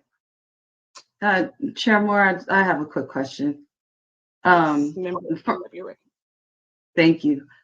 Just first, I want to say thank you to Ms. Bassiano, to Mr. Powell, and to our Secretary of State, Shirley Weber, for telling your personal stories, but also the expert testimony. This question is for Dr. Weber, and it keeps coming up a bit in our conversations. And I'm asking you because of your advocacy around Prop 16, which was somewhat with regard to timing, kind of simultaneous with AB 3121. We are discussing parameters of Prop 209, while not wanting to be confined by those parameters, are still, we'll still have to deal with that as we put forward a proposal. So just based on some of the results of Prop 16 and some of the attitudes around, the proposition, what do you have any advice moving forward as we do our community outreach about how to approach those issues? Well, one of the things, and thank you very much, Monica, and thank you for being on the commission. One of the things that you should be aware of as a commission, and I'm sure you are, because all of you are very experienced and have been around the block more than once, is that as soon as you begin to talk about redistribution of resources, to the extent that someone doesn't get the cookie that they got last time, you're going to get resistance. And I think you know that. To talk about equal opportunity and equity, to talk about opportunities at the University of California and how to correct that, you're going to have folks saying straight up, I don't want to give up my seat to anybody else. Okay. And so, and even if you said, well, okay, we're going to double the number of seats in the University of California, then somebody's going to say, well, I have some extra kids I want to get in too.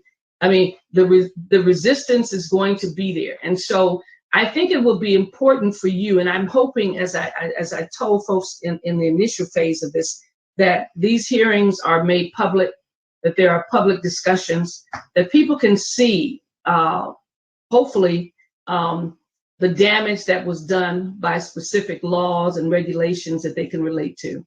I was on a reparations call with a young woman who was talking about how her family got into the Homestead Act, and they were recruited when they were Russians in the 1800s and brought in at the time when they were supposed to be given reparations to Black people. They didn't, and they were brought in and given all acres of land somewhere in the middle U.S. And the only thing they had to do was keep that land for 5 years, build something on it, whether it was put a plant or put a shack or whatever it was, and then the land was deeded to them.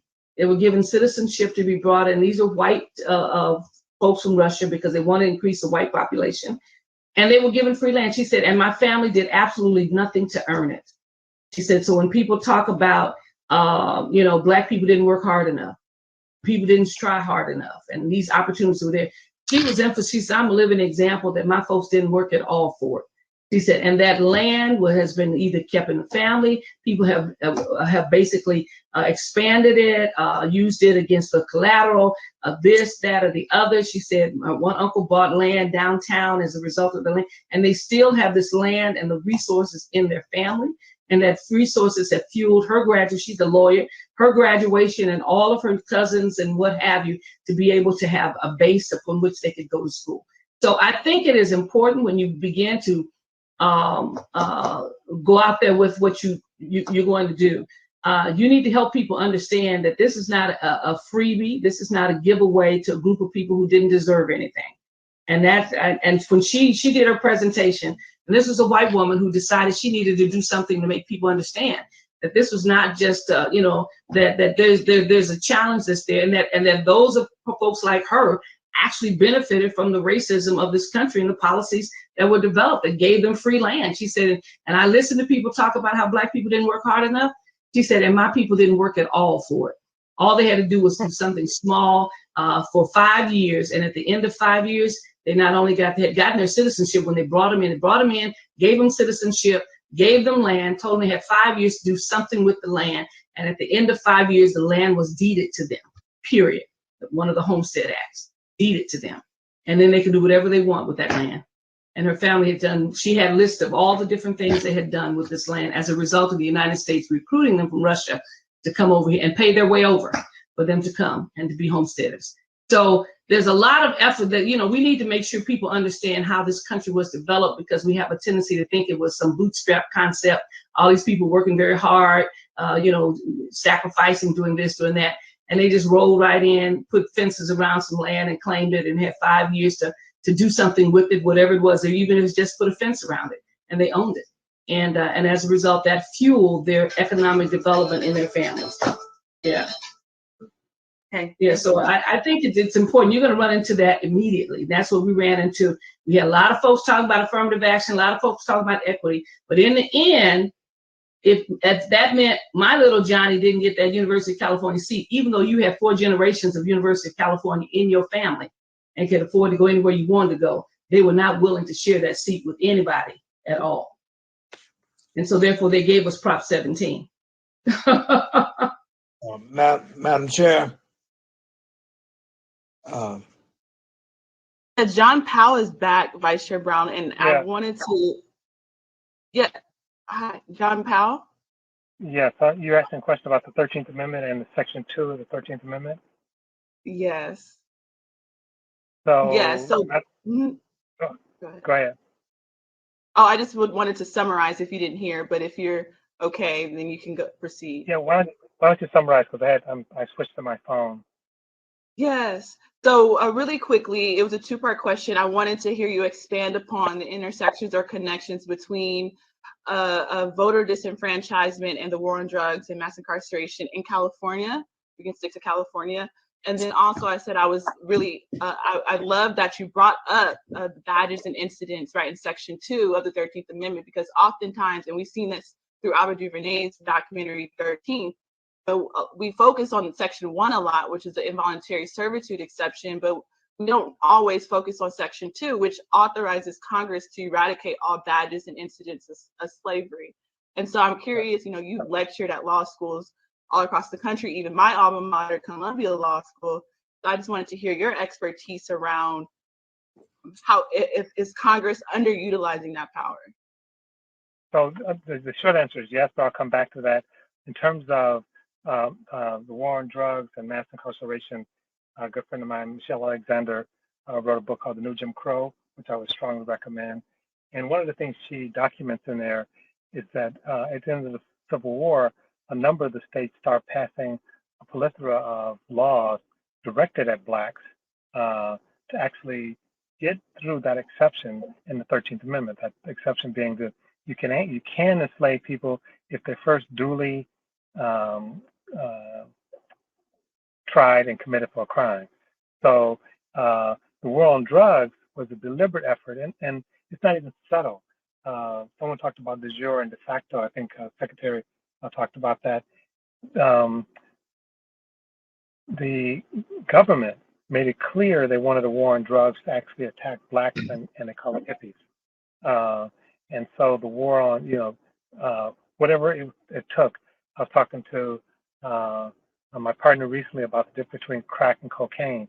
So a lot of the effort was a deliberate trying to actually create laws as a way of controlling not crime, but controlling blacks.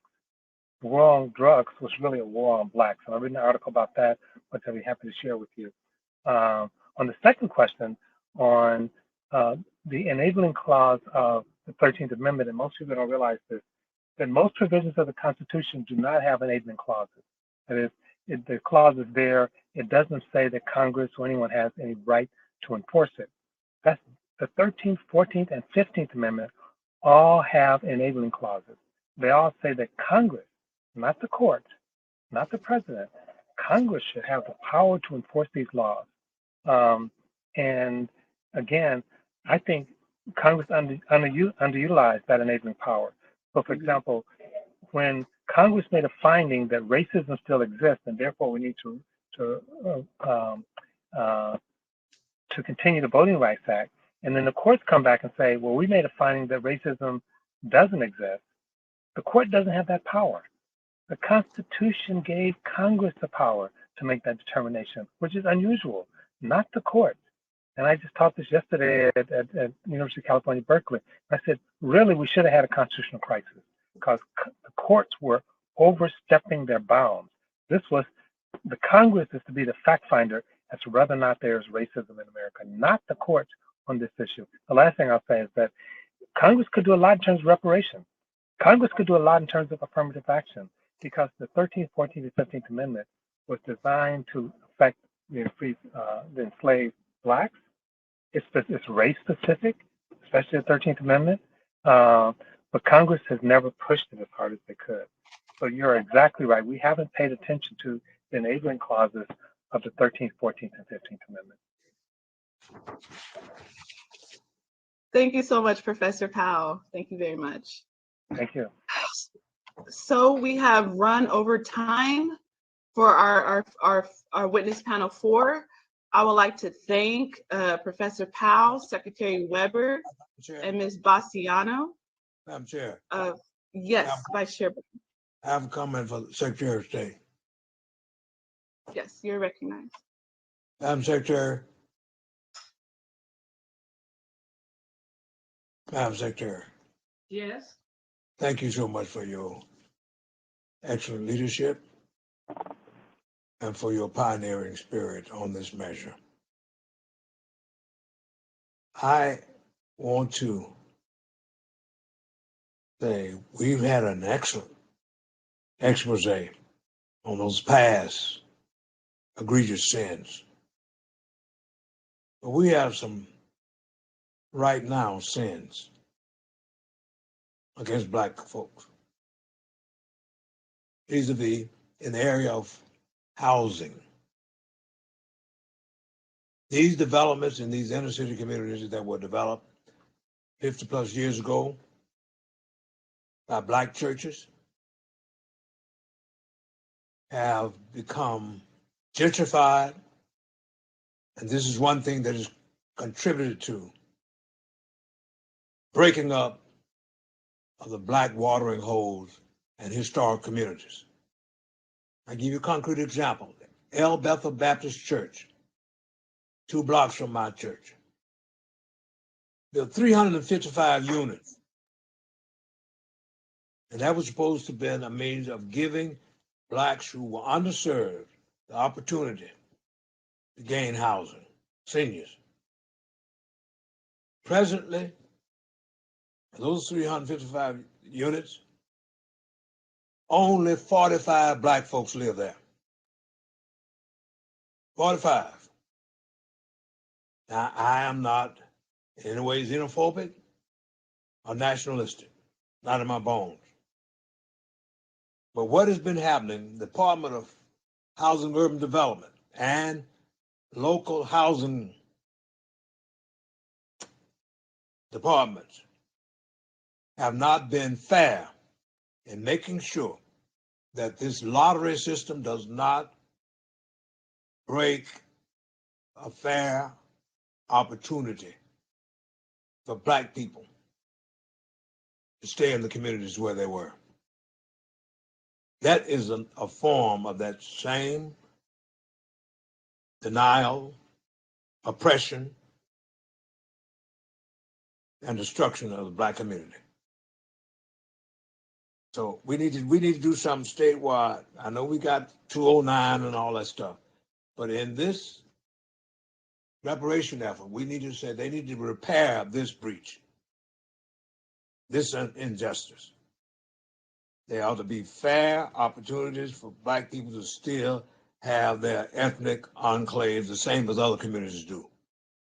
But there's been a scheme and a system to destroy that. And we've lost a sense of quality community because of that one area as regards housing. Same thing obtains for Martin Luther King, Marcus Garvey, named for two iconic Black leaders. But right now, 70% of the residents are people from other communities. Not knocking them, but if they tell us to go over to people places like Pittsburgh, move out, we ought to say to them, some of you all need to move out too. Thank you, Vice Chair Brown, for that statement. So again, I would like to thank our expert witnesses and those who have given personal testimony today, namely Professor Blackman, Professor Lynn Hudson, Isabel Wickerson, Professor Parman, Ms. Bertha Gorman, and also Secretary Weber, Professor Powell, and Ms. Dawn Bassiano. Thank you very much. Now we have to move to our next agenda item, which is agenda item 18, adoption of findings. And so for the interest of time, I'm asking the DOJ to put on the screen the findings, but I'll also just read them so that we can facilitate this part of the agenda a bit more quicker. So basically, just as an overview for the task force members and members of the public about the particular item, we are, excuse me. So I just wanted to remind members of the task force that the draft findings were included among our meeting materials. And also I would like to remind the task force members that pursuant to the process that we adopted in the July meeting, these findings as adopted today will be circulated to the task force so that members may draft potential conclusions based on these findings. Those conclusions will be compiled by staff and circulated to the task force as a whole in preparation for the next meeting. So in order to facilitate this more quickly, I'm going to proceed by topic area. So there's findings by topic area. And again, I'll read them, but for the benefit of the public and the benefit of task force members, I am kindly asking for the DOJ to put these findings onto the screen. Thank you very, very much for doing so. So now we will get to the first findings by topic. Okay, and then we'll have a discussion about the findings by topic, and then I will entertain a motion by topic related to those findings. Are there any questions or clarifying questions that I can address before we dive right in? Okay, hearing no questions, we'll dive right in, and we'll start with. I actually have a quick question. Yes. Just in terms of procedure, this is a list of, I think, 24 findings. I don't know whether people had an opportunity to go through them, but I was wondering, just to expedite the process, whether people could, if there are items that they have some sort of comment on or objection to, whether they could just state those instead of reading through every item. That makes sense.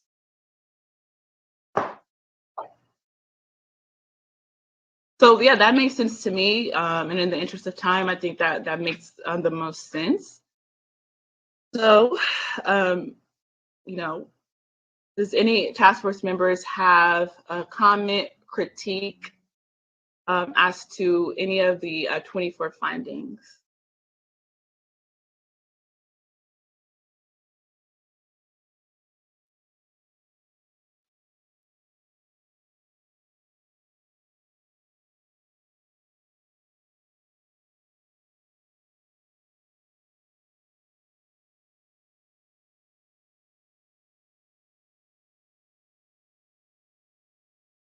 Okay, at this time, I would like to entertain any task force member who would like to entertain a motion related to this agenda item. A motion could look like adopting all these findings in full,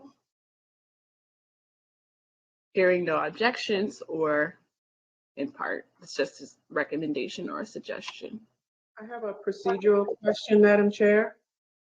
Yes, Member Gross, you are recognized. So for example, on page 109, findings topic, racial terror, the KKK is noted along with lynchings and a few other things, but we can revisit these in light of subsequent testimony that is yet to happen. Is that correct? Yes. Okay. Because there's some more things that could go under that section, but we've yet to hear testimony in certain categories that would further inform that. Similarly, under the category of California and disenfranchisement. So if we have an opportunity later to amend these, I just wanted to make sure procedurally that I was understanding that correctly. Yes, that's my understanding as well, that we could amend these. And then also, again, we're also going to draft conclusions based on these findings. And so, like through our drafts of those conclusions, we can make notes as well based on what we heard today. That's another thing that I wanted to bring out there. Right, because also one other example is under re-enslavement, there were actually policies that re-enslaved Black children. It was the precursor to the child welfare system, and we are still dealing with the consequences of that. So yeah, so there's much more testimony, I think, that we need to hear to fully flesh some of these categories out. Yeah, and to be honest, we didn't necessarily receive these until this past week. So honestly, it does take, it's going to need to take more attention. Madam Chair. Parliamentarian Johnson, you're recognized. Thank you. There's one recommendation that I could make is that you adopt these as preliminary findings of fact that will allow you to come back at a later time and amend them with additional findings. Thank you very much for that suggestion, Parliamentarian Johnson. So again, at this time, would any task force member like to entertain a motion related to this agenda item at this time? I would like to, this is Member Grills, I would like to entertain a motion to accept these as preliminary findings of fact, subject to change or subject to amendment with additional information in future hearings. Thank you, Member Grills. That has been moved by Member Grills to adopt these draft findings as preliminary findings of fact, with the notion that we will be able to amend these findings in the event that additional information is gathered. Is there a second on the motion? I second the motion, Madam Chair. It has been moved and seconded that we adopt these findings as preliminary findings with the ability to amend the findings as appropriate. Is there any discussion on this matter?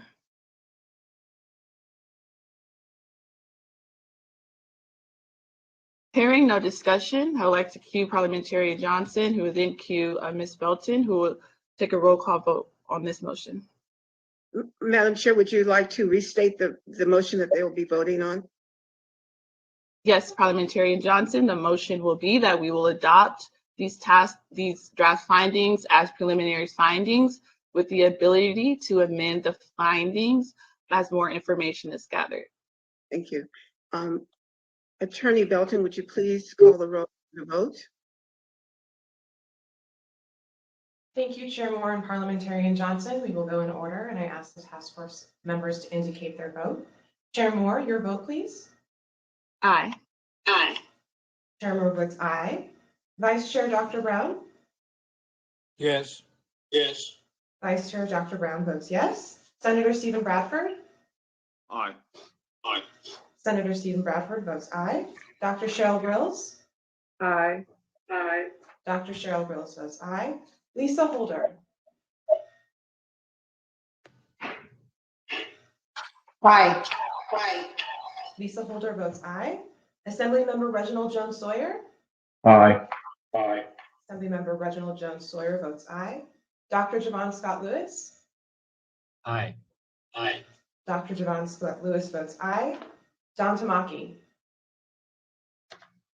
Don Tamaki votes aye. Councilmember Monica Montgomery Stepp? Aye. Aye.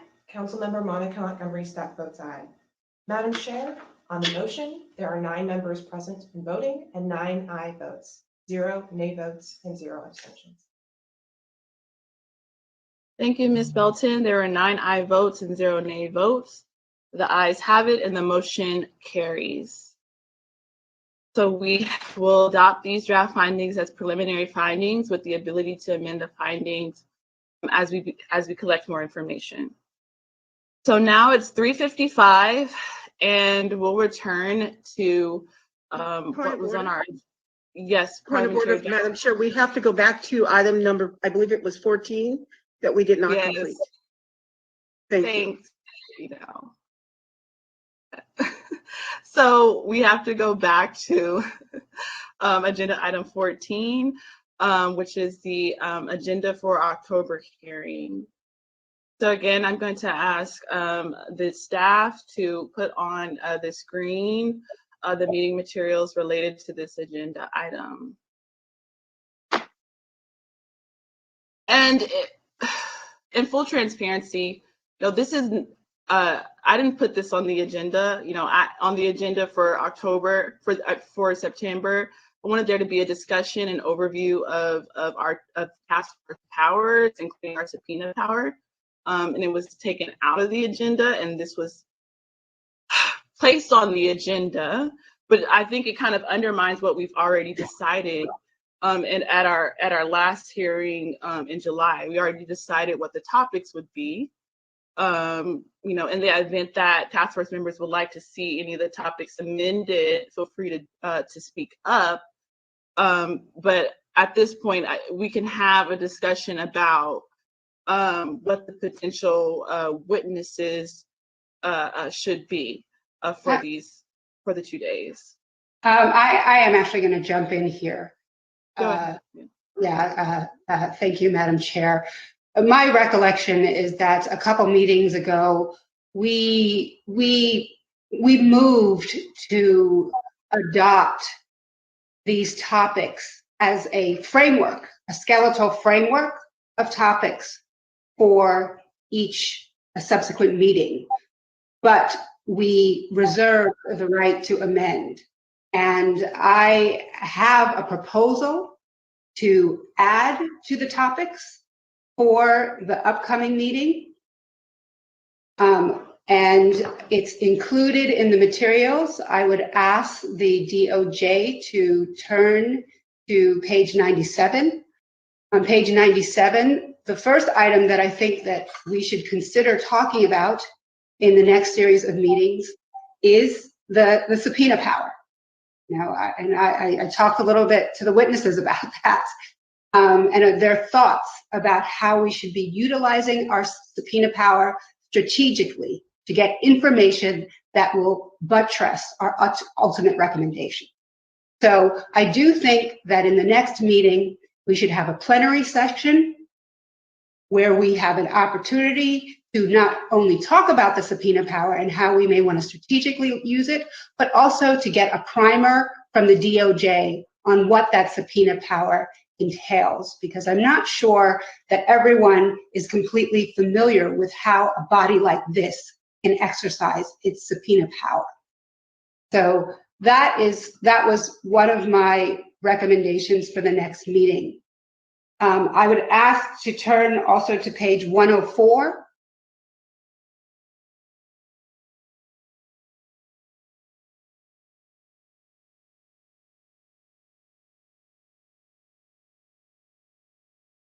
Okay, if you could scroll down to where it says, okay, right here, stop, please.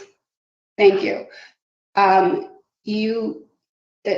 is another, in addition to the subpoena issue, I also think we need to have a substantive discussion in a plenary session on who constitutes the community that will receive reparations. I know Dr. Scott Lewis had introduced this topic a couple of meetings ago. It sort of got tabled, and we need to have a robust and fulsome discussion at this point about who constitutes the community of African Americans that will receive reparations, and what and how do we construe that special consideration for descendants of slaves language within that context. There's been a plethora of public comment on that as well, and I do think it's time for this body to have a fulsome discussion of that so that it can inform our questions to witnesses, and so it's something that we grapple with before we start making recommendations.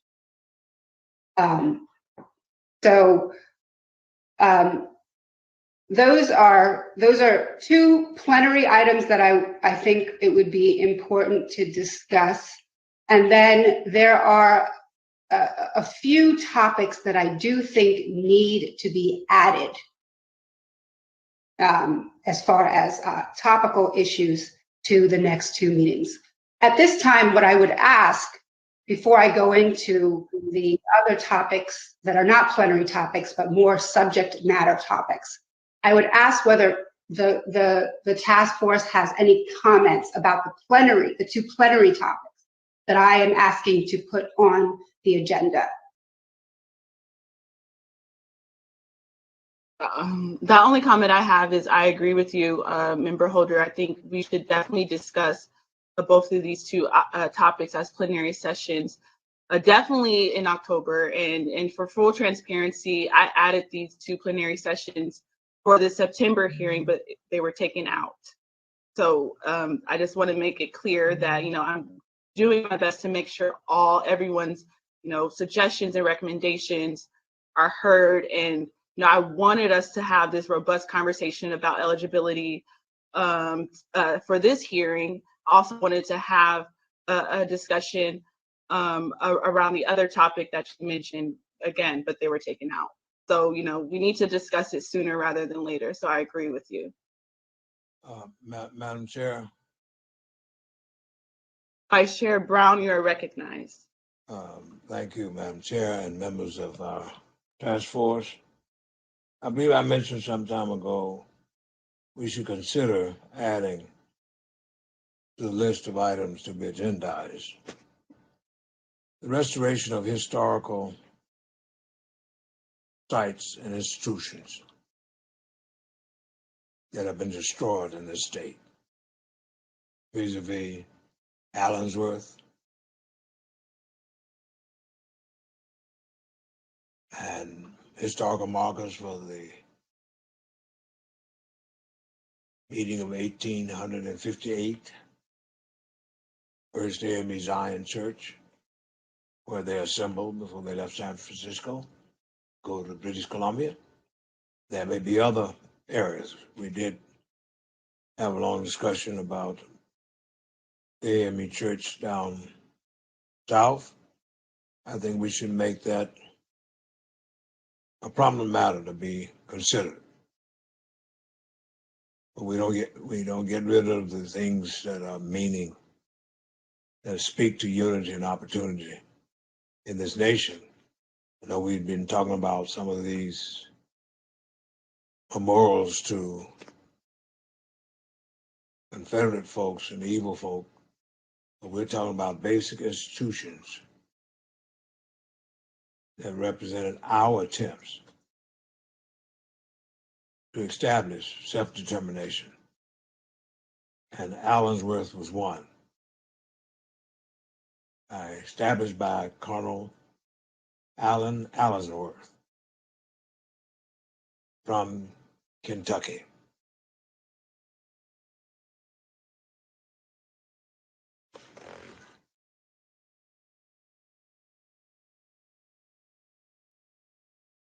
That's it. If I can jump back in here, yeah, Assembly Member Jones Sawyer. I don't have a problem with discussion on any of these items. My concern is, and you can look at the time now, it's 4:04. I don't want to rush through anything that Dr. Brown wants to talk about, or what you want to talk about descendants of slaves, or even our subpoena power. I just want to make sure, one, we're fully briefed on all that's entailed with this.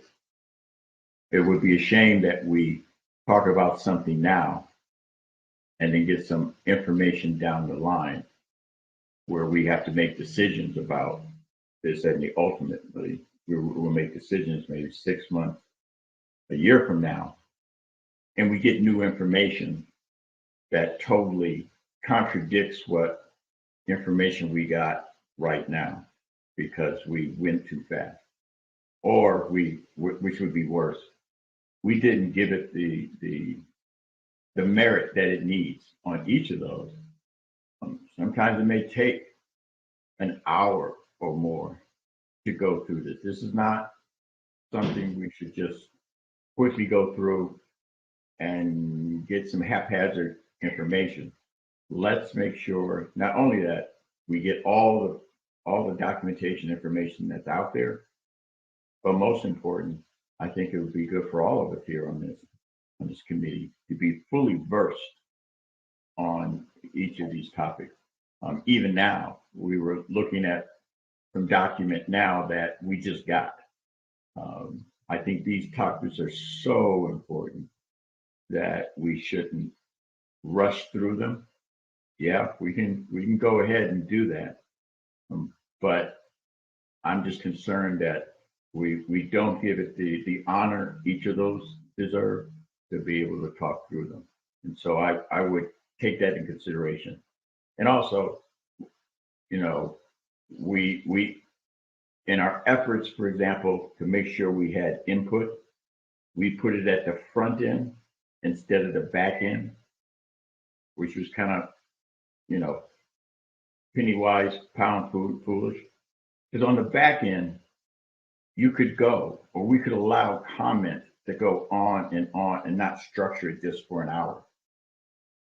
But now we've kind of hemmed folk into just 1 hour. So I just want us to think through all the permutations that are involved in this, so that I want to make sure we value every comment that everybody made, and we make sure we give it enough time and enough study and consideration. We get enough experts in here to get us up to speed.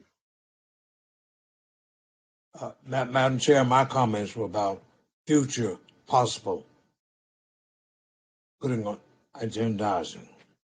I'm not talking about right now. No, I didn't mean you, Dr. Brown. I meant we're trying to put some other stuff.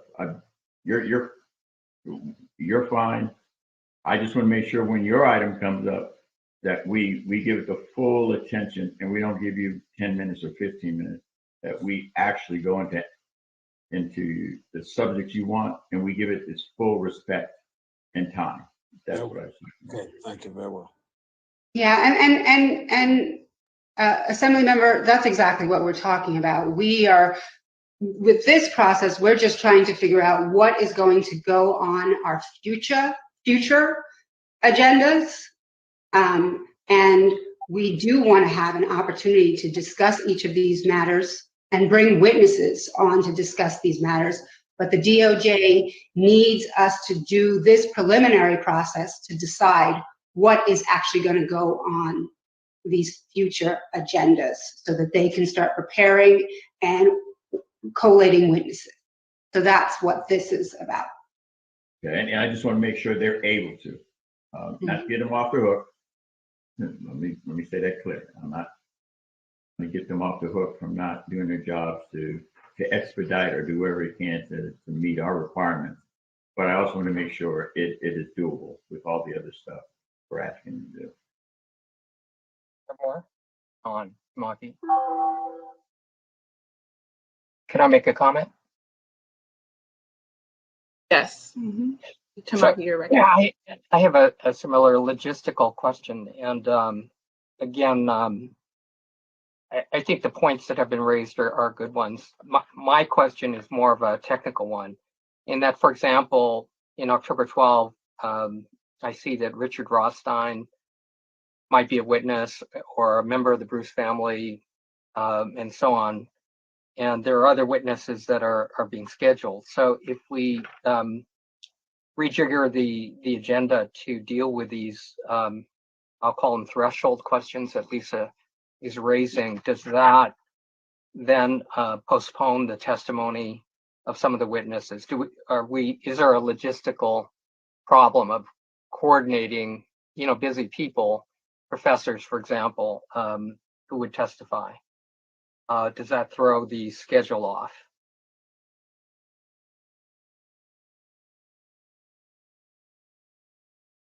Is staff prepared to answer Member Tamaki's question on that point? Yes, Madam Chair, this is Sarah Belton. I can respond. Thank you. You're recognized. This is a template agenda of what an October meeting could look like. No witnesses have been confirmed with times at this point. So to use an analogy, these are puzzle pieces that we could move. We were simply trying to illustrate that even with the ability to move puzzle pieces, you have a very packed number of topics and things to cover in 2 days. Thank you, Madam Chair.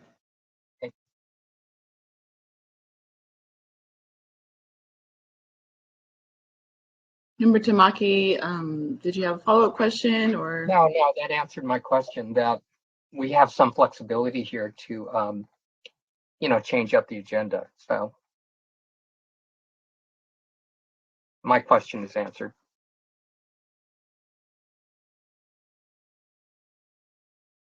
Okay, thank you. So I think at this point, it really is just a procedural issue. How do we proceed to actually amend the agenda and incorporate some of these items that Dr. Brown and myself have mentioned?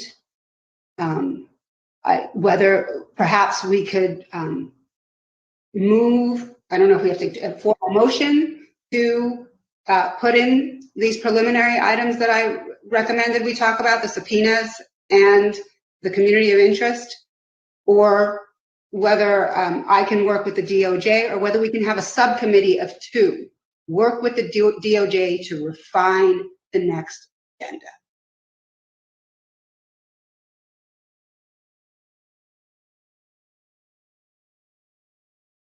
Would anyone like to entertain a motion related to this agenda item?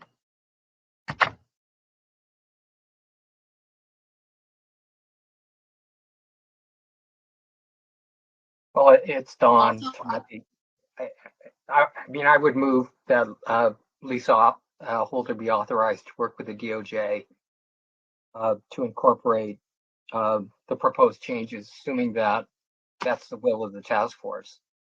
And so I think somebody is going to have to sort of time things out, kind of estimate how long the discussion will be, and then come up with a new iteration of the agenda.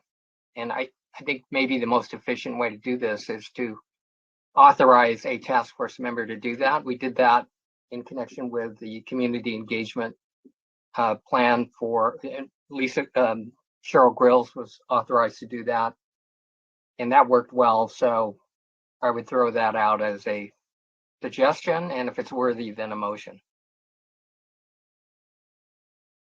I will say on June 1, Vice Chair Brown and myself were elected as vice chairperson and chairperson. And if you look back at the slides, we were elected to collaborate with the DOJ to finalize agenda materials. So in June 1, the task force authorized Vice Chair Brown and myself to do this work. But I agree that if we want to, change it around, amend it, or create a subcommittee, that is appropriate as well. And I would agree with Member Tamaki's recommendation that Member Holder work with the DOJ to make amendments. You want to make that into a form of a motion, Member Grills? Sure. I move that Member Lisa Holder be authorized to work with the DOJ staff to make amendments to what will be the final agenda for our October meeting. Oh, it has been moved by Member Grills that Lisa Holder work with the DOJ to implement amendments to the agenda for the October hearing. Is there a second?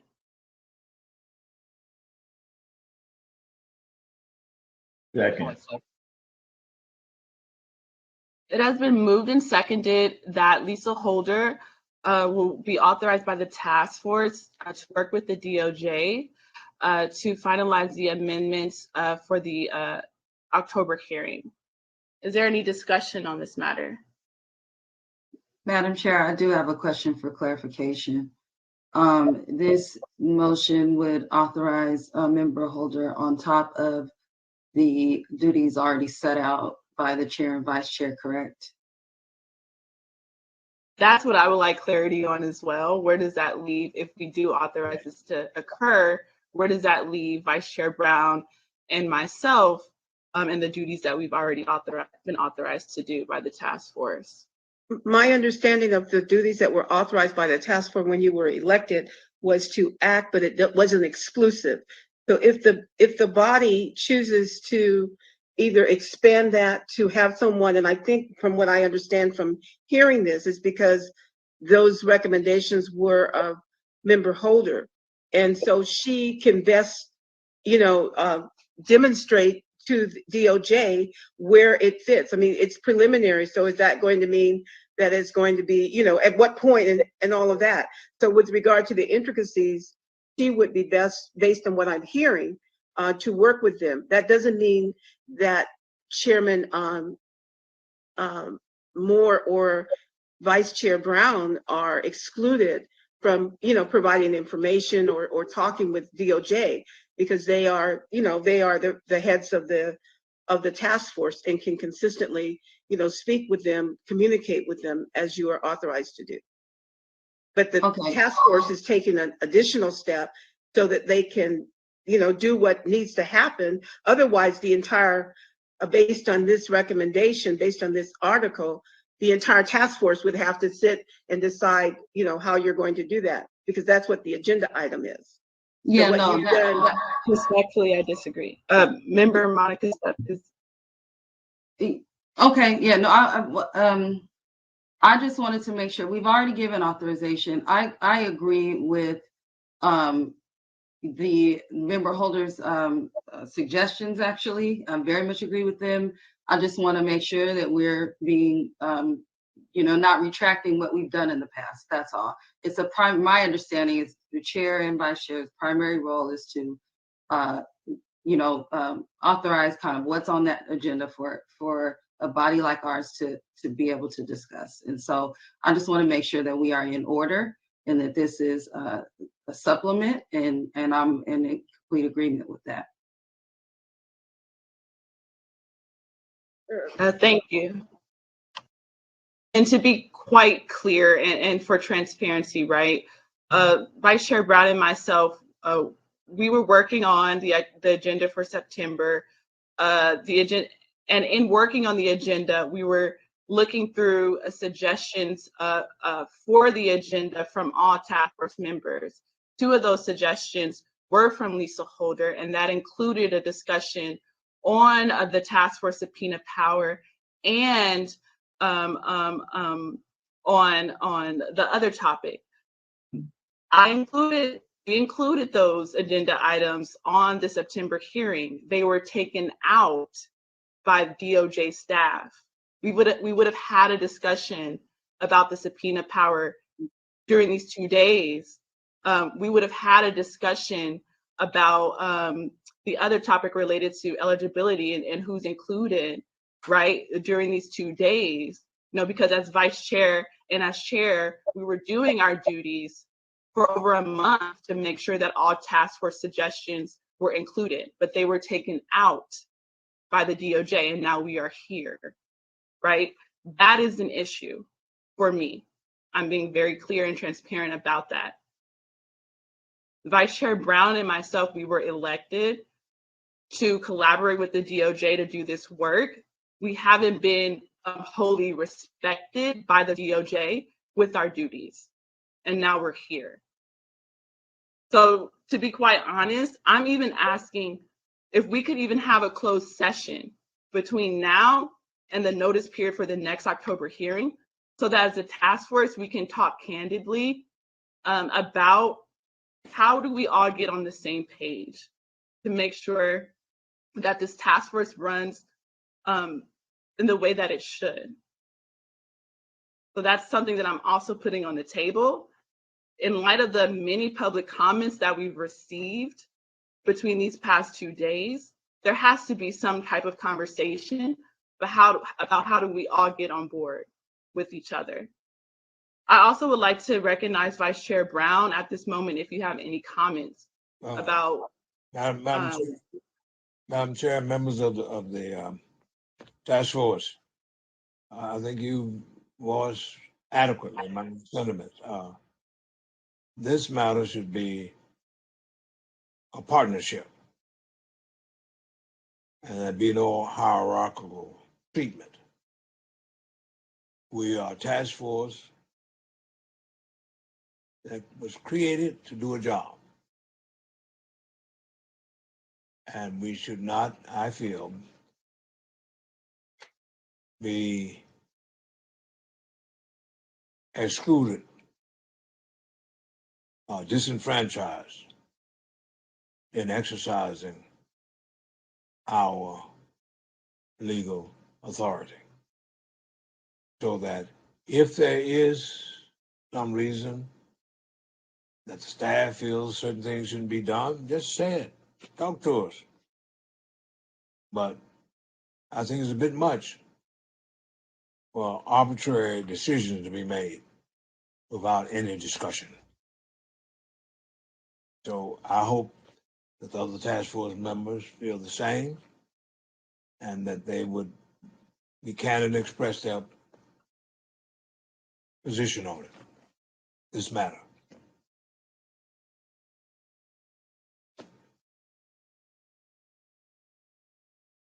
Point of clarification, Madam Chair. I just want to make sure that folks understand my intention was not to disenfranchise or exclude the chair and vice chair.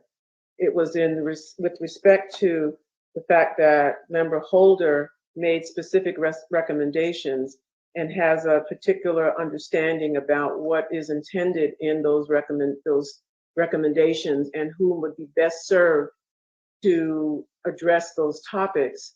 But that was the reason that I agreed with this idea of her being given the authority to work with the DOJ on this.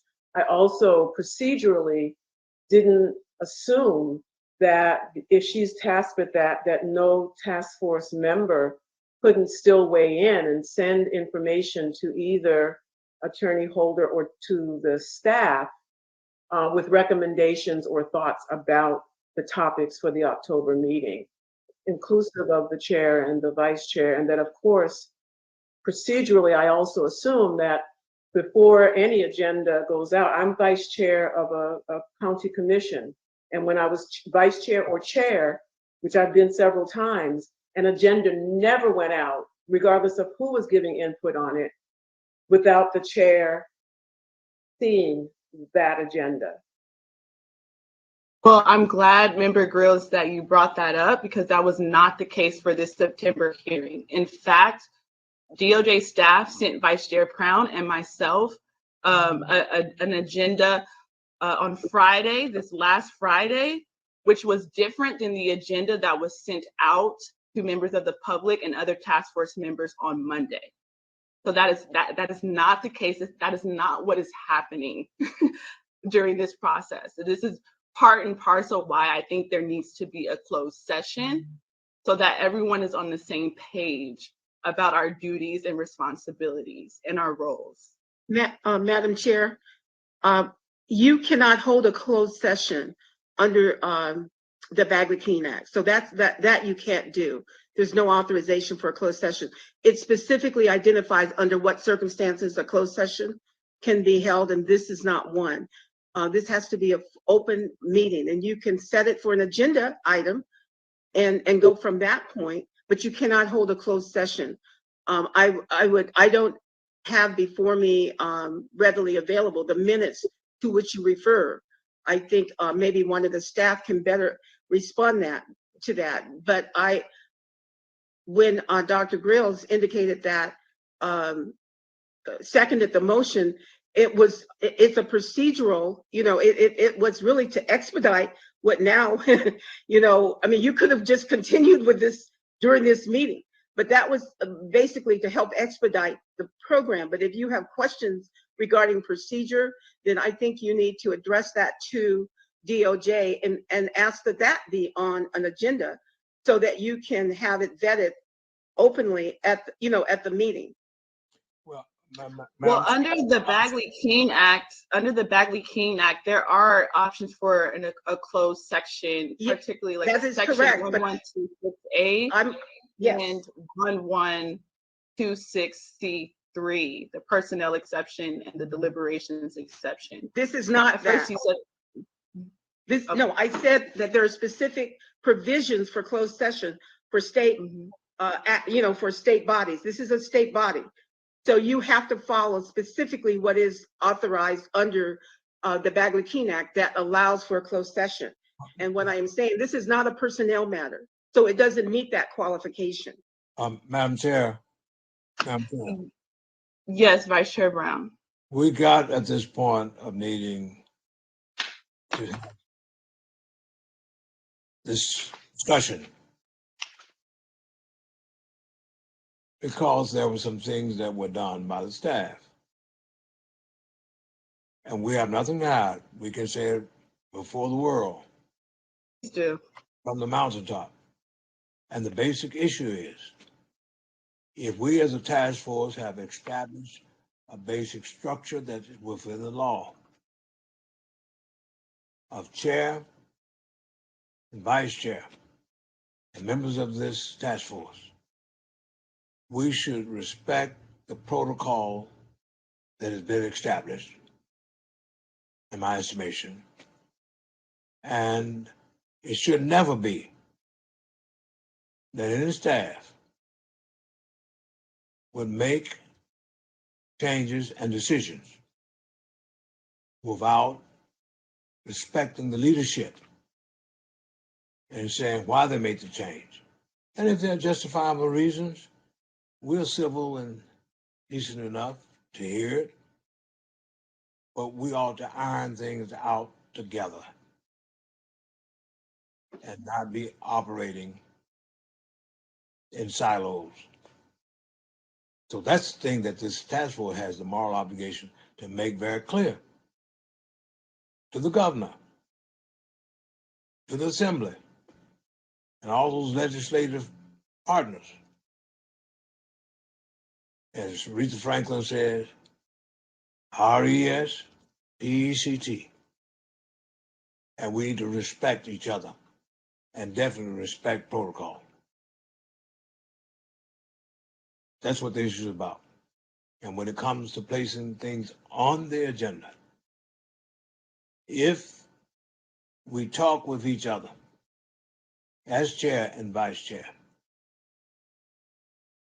why do we need to reinvent the wheel on matters?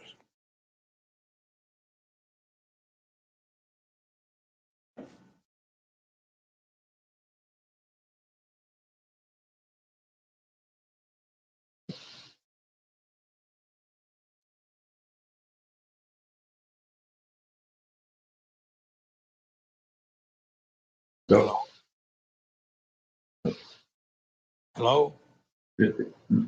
Ms. Moore, you're on mute. You're muted. Right, thank you. I just wanted to quickly clarify, the ideas around the topics around the subpoena power and the topic around eligibility, that didn't only come from member Holder. Those are also ideas that I had in mind as well. Again, we both wanted to discuss these topics for this 2-day hearing, and they were taken out by the DOJ. So I just wanted to make that clear that it didn't only come from member Holder.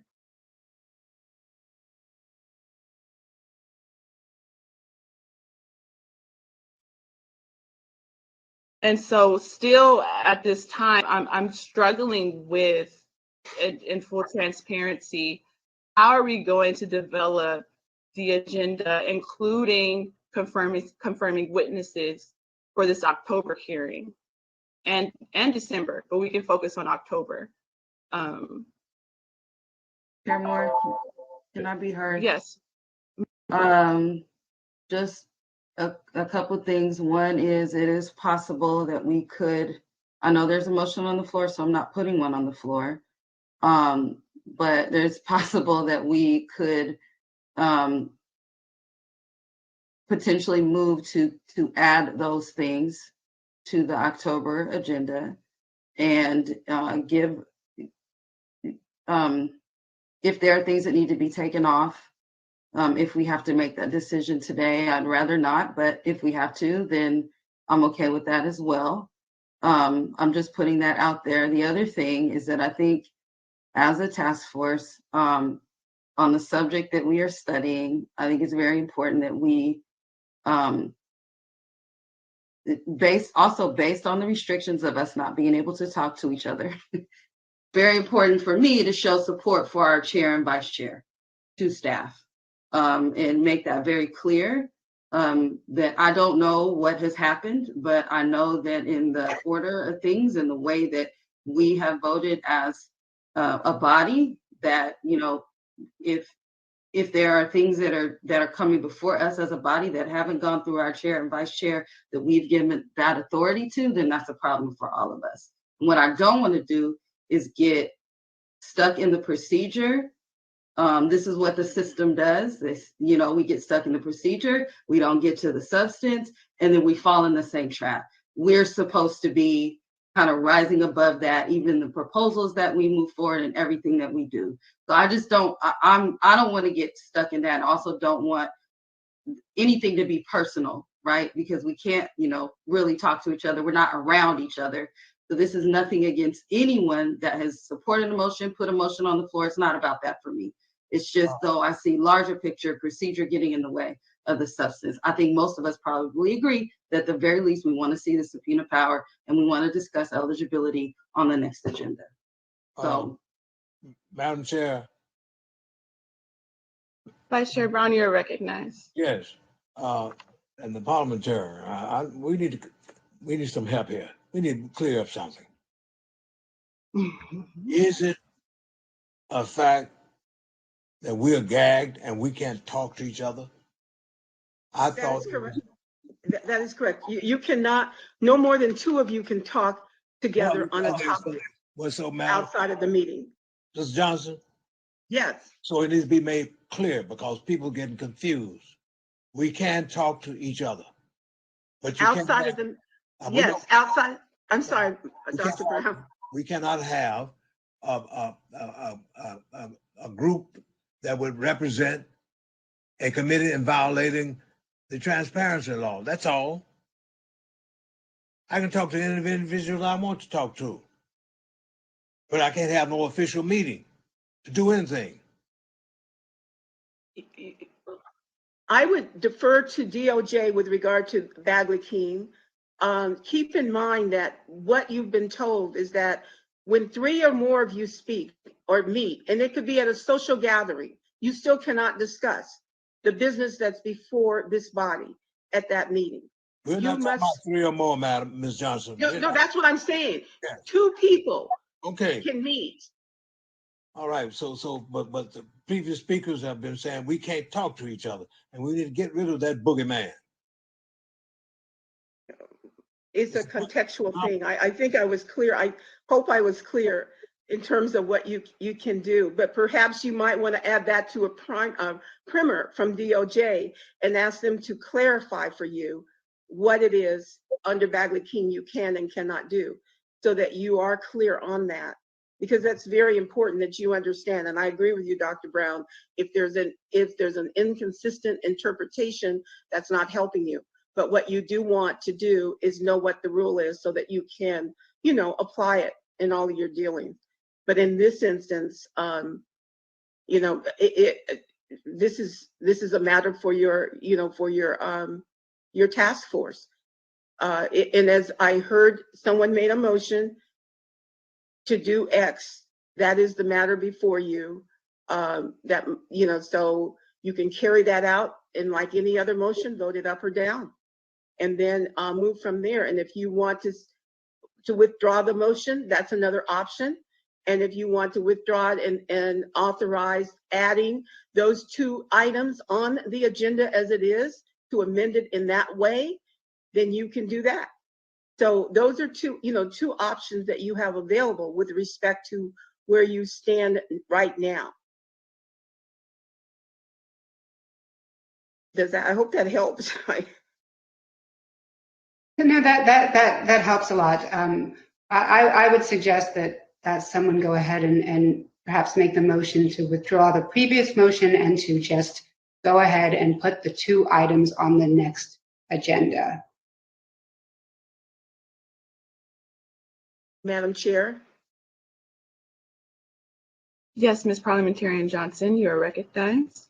Yes, then she is moving to just add those 2 items, the preliminary items that you mentioned earlier, to the agenda. Okay, there is a motion. So as member Holder is putting in the motion? Yes. Mm-hmm. Okay. So there is a motion from member Holder to withdraw the previous motion. Is there a second? Because I want to take it in 2 parts. No, she just wants to, the second wants to withdraw her second. I mean, that's what's before you now. So have the seconder, whoever seconded the motion, withdraw the second. Yes. Is there a second? You have to withdraw the second. Just, they want to withdraw the second, not make a second. She wants to withdraw her motion that she needs, or whoever made the motion to meet. Right. Okay, so the person. Okay, I was making, okay, so it's member Grills, go ahead. So I withdraw my motion. Okay. Okay, yes, I was going to say the person who made the motion has to withdraw it. So thank you, member Grills. So at this time, will anyone like to entertain a motion related to this agenda item?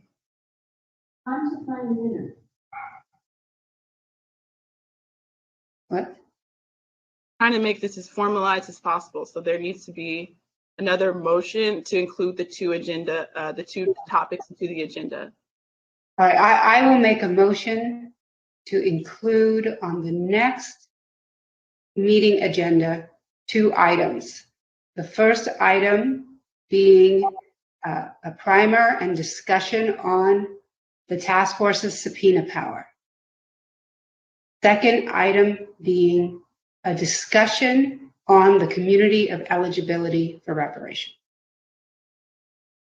Thank you. There is a motion and it has been moved by member Holder to add these 2 items to the agenda for October. 1, a discussion on the overview of subpoena power for the task force, and 2, a discussion on the community of eligibility. Is there a second? I will second.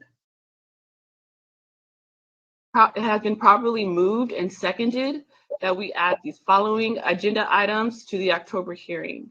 1, a topic on subpoena power, and 2, a topic surrounding a community of eligibility. Is there any discussion on this matter? Yeah, I have a question. This is Steve Bradford. I really need clarity on the fact that the DOJ has veto power on our agenda. I mean, I'm really troubled by that, and that's where we really need to be clear on going forward. Yeah.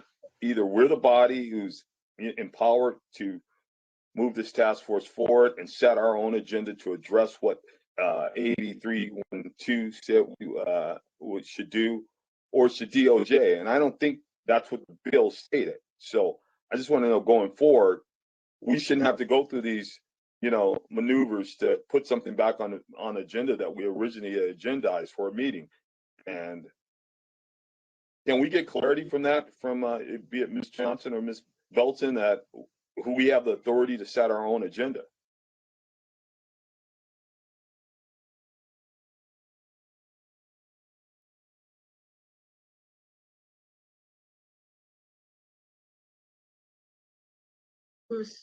I guess not. I guess you call for the vote, but if they want to answer that afterwards, I really like answers to that. Okay, we'll return to that. Thank you, Member Bradford. So it has been properly moved and seconded that we'll add, as I said, the 2 agenda items to the discussion. Is there to the agenda? Is there any further discussion on this matter? Excuse me. Call for the question, Madam Chair. Don't do that. Okay, so I will now turn to Parliamentarian Johnson, who will then turn to Ms. Belton, so that we can take the roll call vote. Yes, Madam Chair.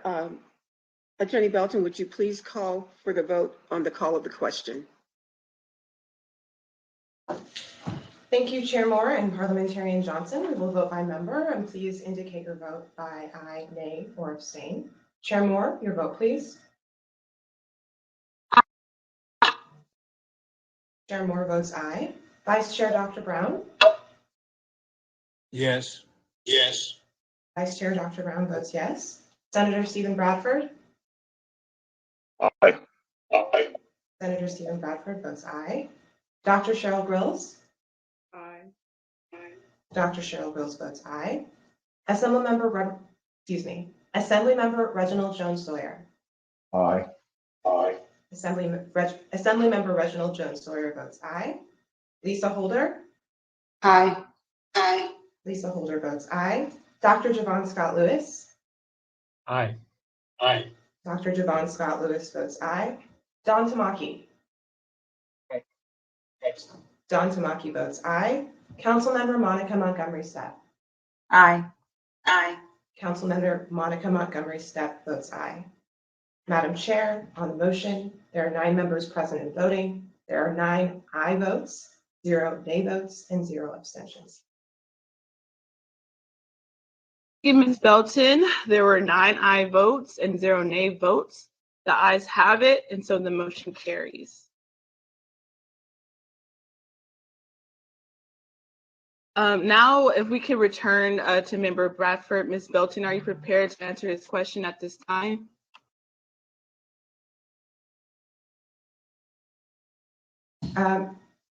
Thank you, Madam Chair. Senator Bradford, I would simply say that the Department of Justice is carrying out the directives of the task force as authorized by the task force as a body of 9 members, and that our staff has worked pretty diligently to be able to deliver on the many directives of the task force members, as I think you've seen here on the 2-day meeting yesterday and today.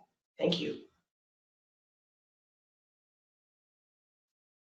But you didn't ask the question on whether you have veto power on our items or not.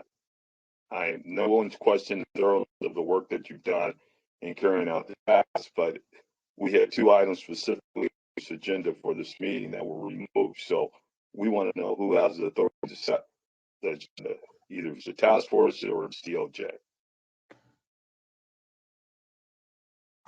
I believe, thank you, Senator Bradford. I believe in our initial presentation in June, we specifically said we would collaborate with the chair and the vice chair to set the agenda. We have certainly done that, and we will continue to do so.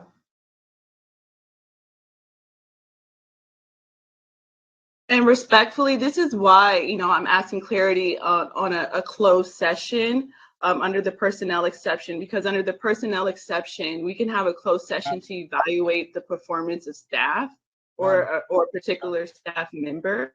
Madam Chair. Yes, Vice Chair Brown, you're recognized. The question was not answered. Why was it changed? Was there a miscommunication, misstep on their part?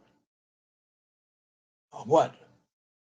And we need the blessed assurance that this will not happen again and that we're going to work together. But it didn't happen in this previous situation. And that's the reason why the question was raised by my brother.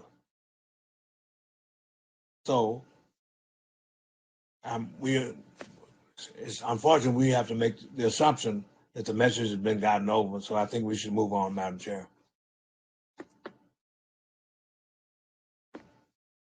Okay.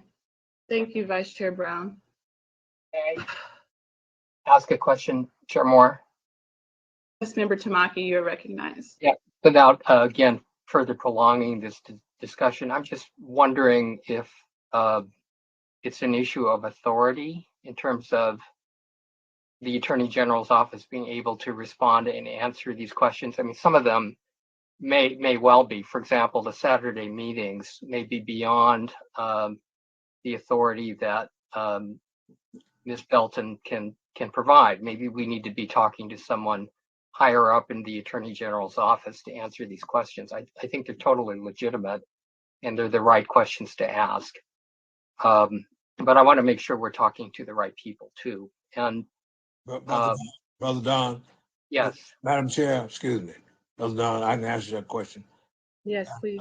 Attempts have been made to speak to the Attorney General and the higher ups with evasive posture. I say no more. To be specific, we've had a meeting with Michael Newman, who is a higher up and evasive, and agreed with staff in taking out agenda items that task force members wanted included. And so we are working on meeting with more higher ups, right? So we're working on meeting with the Chief of Staff of Bonta's office and Bonta himself and Secretary Weber to address these issues. Well, this is Steve Bradford. I'm going to place a personal call into Attorney General Bonta and get clarity on this issue because it makes no sense, really. No disrespect to staff, but I've served on plenty of boards and I've never known where staff has veto power over either elected or appointed board and setting that agenda.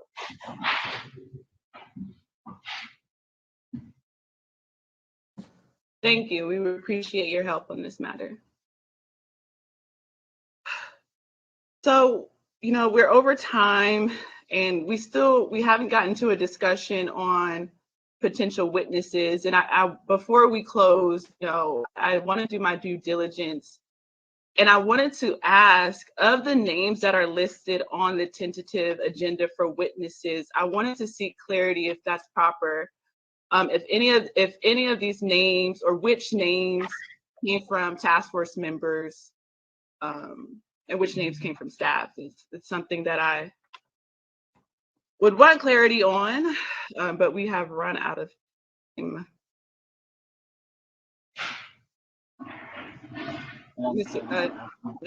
Member Tamaki, you are recognized. So for this is, I think maybe others people have suggested these names. They're certainly in the written materials that have been provided. but with respect to housing, Richard Rothstein and Helen Kang. Rothstein has done this groundbreaking study on the impact of redlining and segregation and redevelopment. And Helen Kang did a law review study focusing on the Bayview Hunters Point and the Fillmore. So I thought those were particularly illustrative of the issues that, happen throughout California. And they are leading authorities, so I did suggest those two. Great, thank you so much, Member Tamaki, for that information. Would any other task force member like to speak on any witness suggestions for our next hearing before we conclude? Well, this is Bradford again. As the author of SB 796 that will return the property to the Bruce's family, who have you identified? Because I didn't see a name associated with this. And the name I would like to see is Anthony Bruce, because he's the only direct descendant. He's the great-great-grandson of Willa and Charles Bruce. And his voice has pretty much been, I won't say silent, but not engaged as much in what has happened in California. He's gotten a lot of media attention as of late, but I would just really love to hear from him and what this means to him directly. And I know we've had Chief Yellowfeather, Dwayne Shepard, and Kavon Ward, who's been a tremendous champion on this, but I would just like to hear from the direct descendant of the Bruce family, the great-grandson, Anthony Bruce. So that's my thoughts as it relates to Bruce Beach. And hopefully we'll have a signature from the governor in the next week. Thank you, Member Bradford, for that witness recommendation. Member Scott Lewis, you are recognized. Thank you, Chair Moore. I haven't been consulted on any of the potential witnesses, but when it comes to the topic of environmental racism, I would at least like to be consulted by the DOJ on possible witnesses, given my position as chair of the Department of Geography, which has a specialism in that area. The proposed names, while leaders in some of the thinking around environmental racism, I could think of alternatives who have a more direct experience with the history of the state of California and African American communities in the state. So I would like to be consulted, and perhaps we could have a conversation around that via email through the normal consultative process. Great, thank you so much for that, Member Scott Lewis. Any other members of the task force, before we conclude, would like to make their witness recommendations and suggestions known at this time for our October hearing?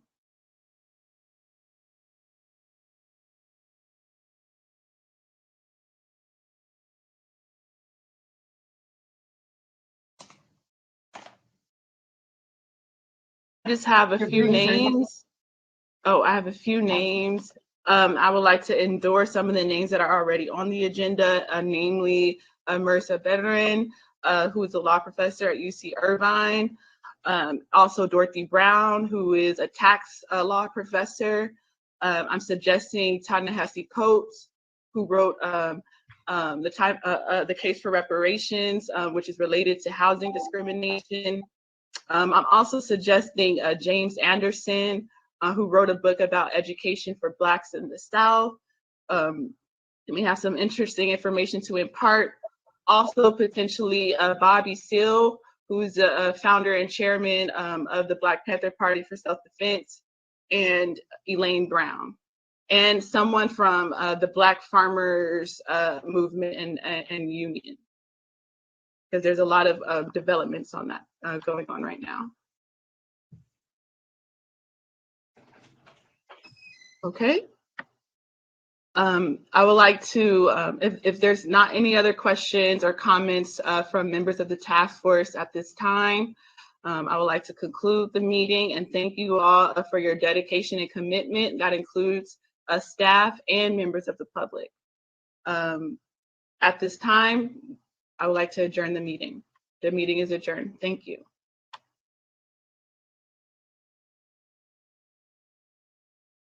Amend the Mass Media Group is California Capital's premier YouTube channel focused on reparations, dedicated to political advocacy and unapologetically aimed at shining a spotlight on our righteous justice claim for reparations. Tune in to ETM Media Group YouTube channel Tuesdays at 9 p.m. PST. We do show intros, show outros, voiceover, script copy, 15 and 30-second promos. Check us out at etmmediagroup.com. That's etmmediagroup.com for more info and updates and to get involved.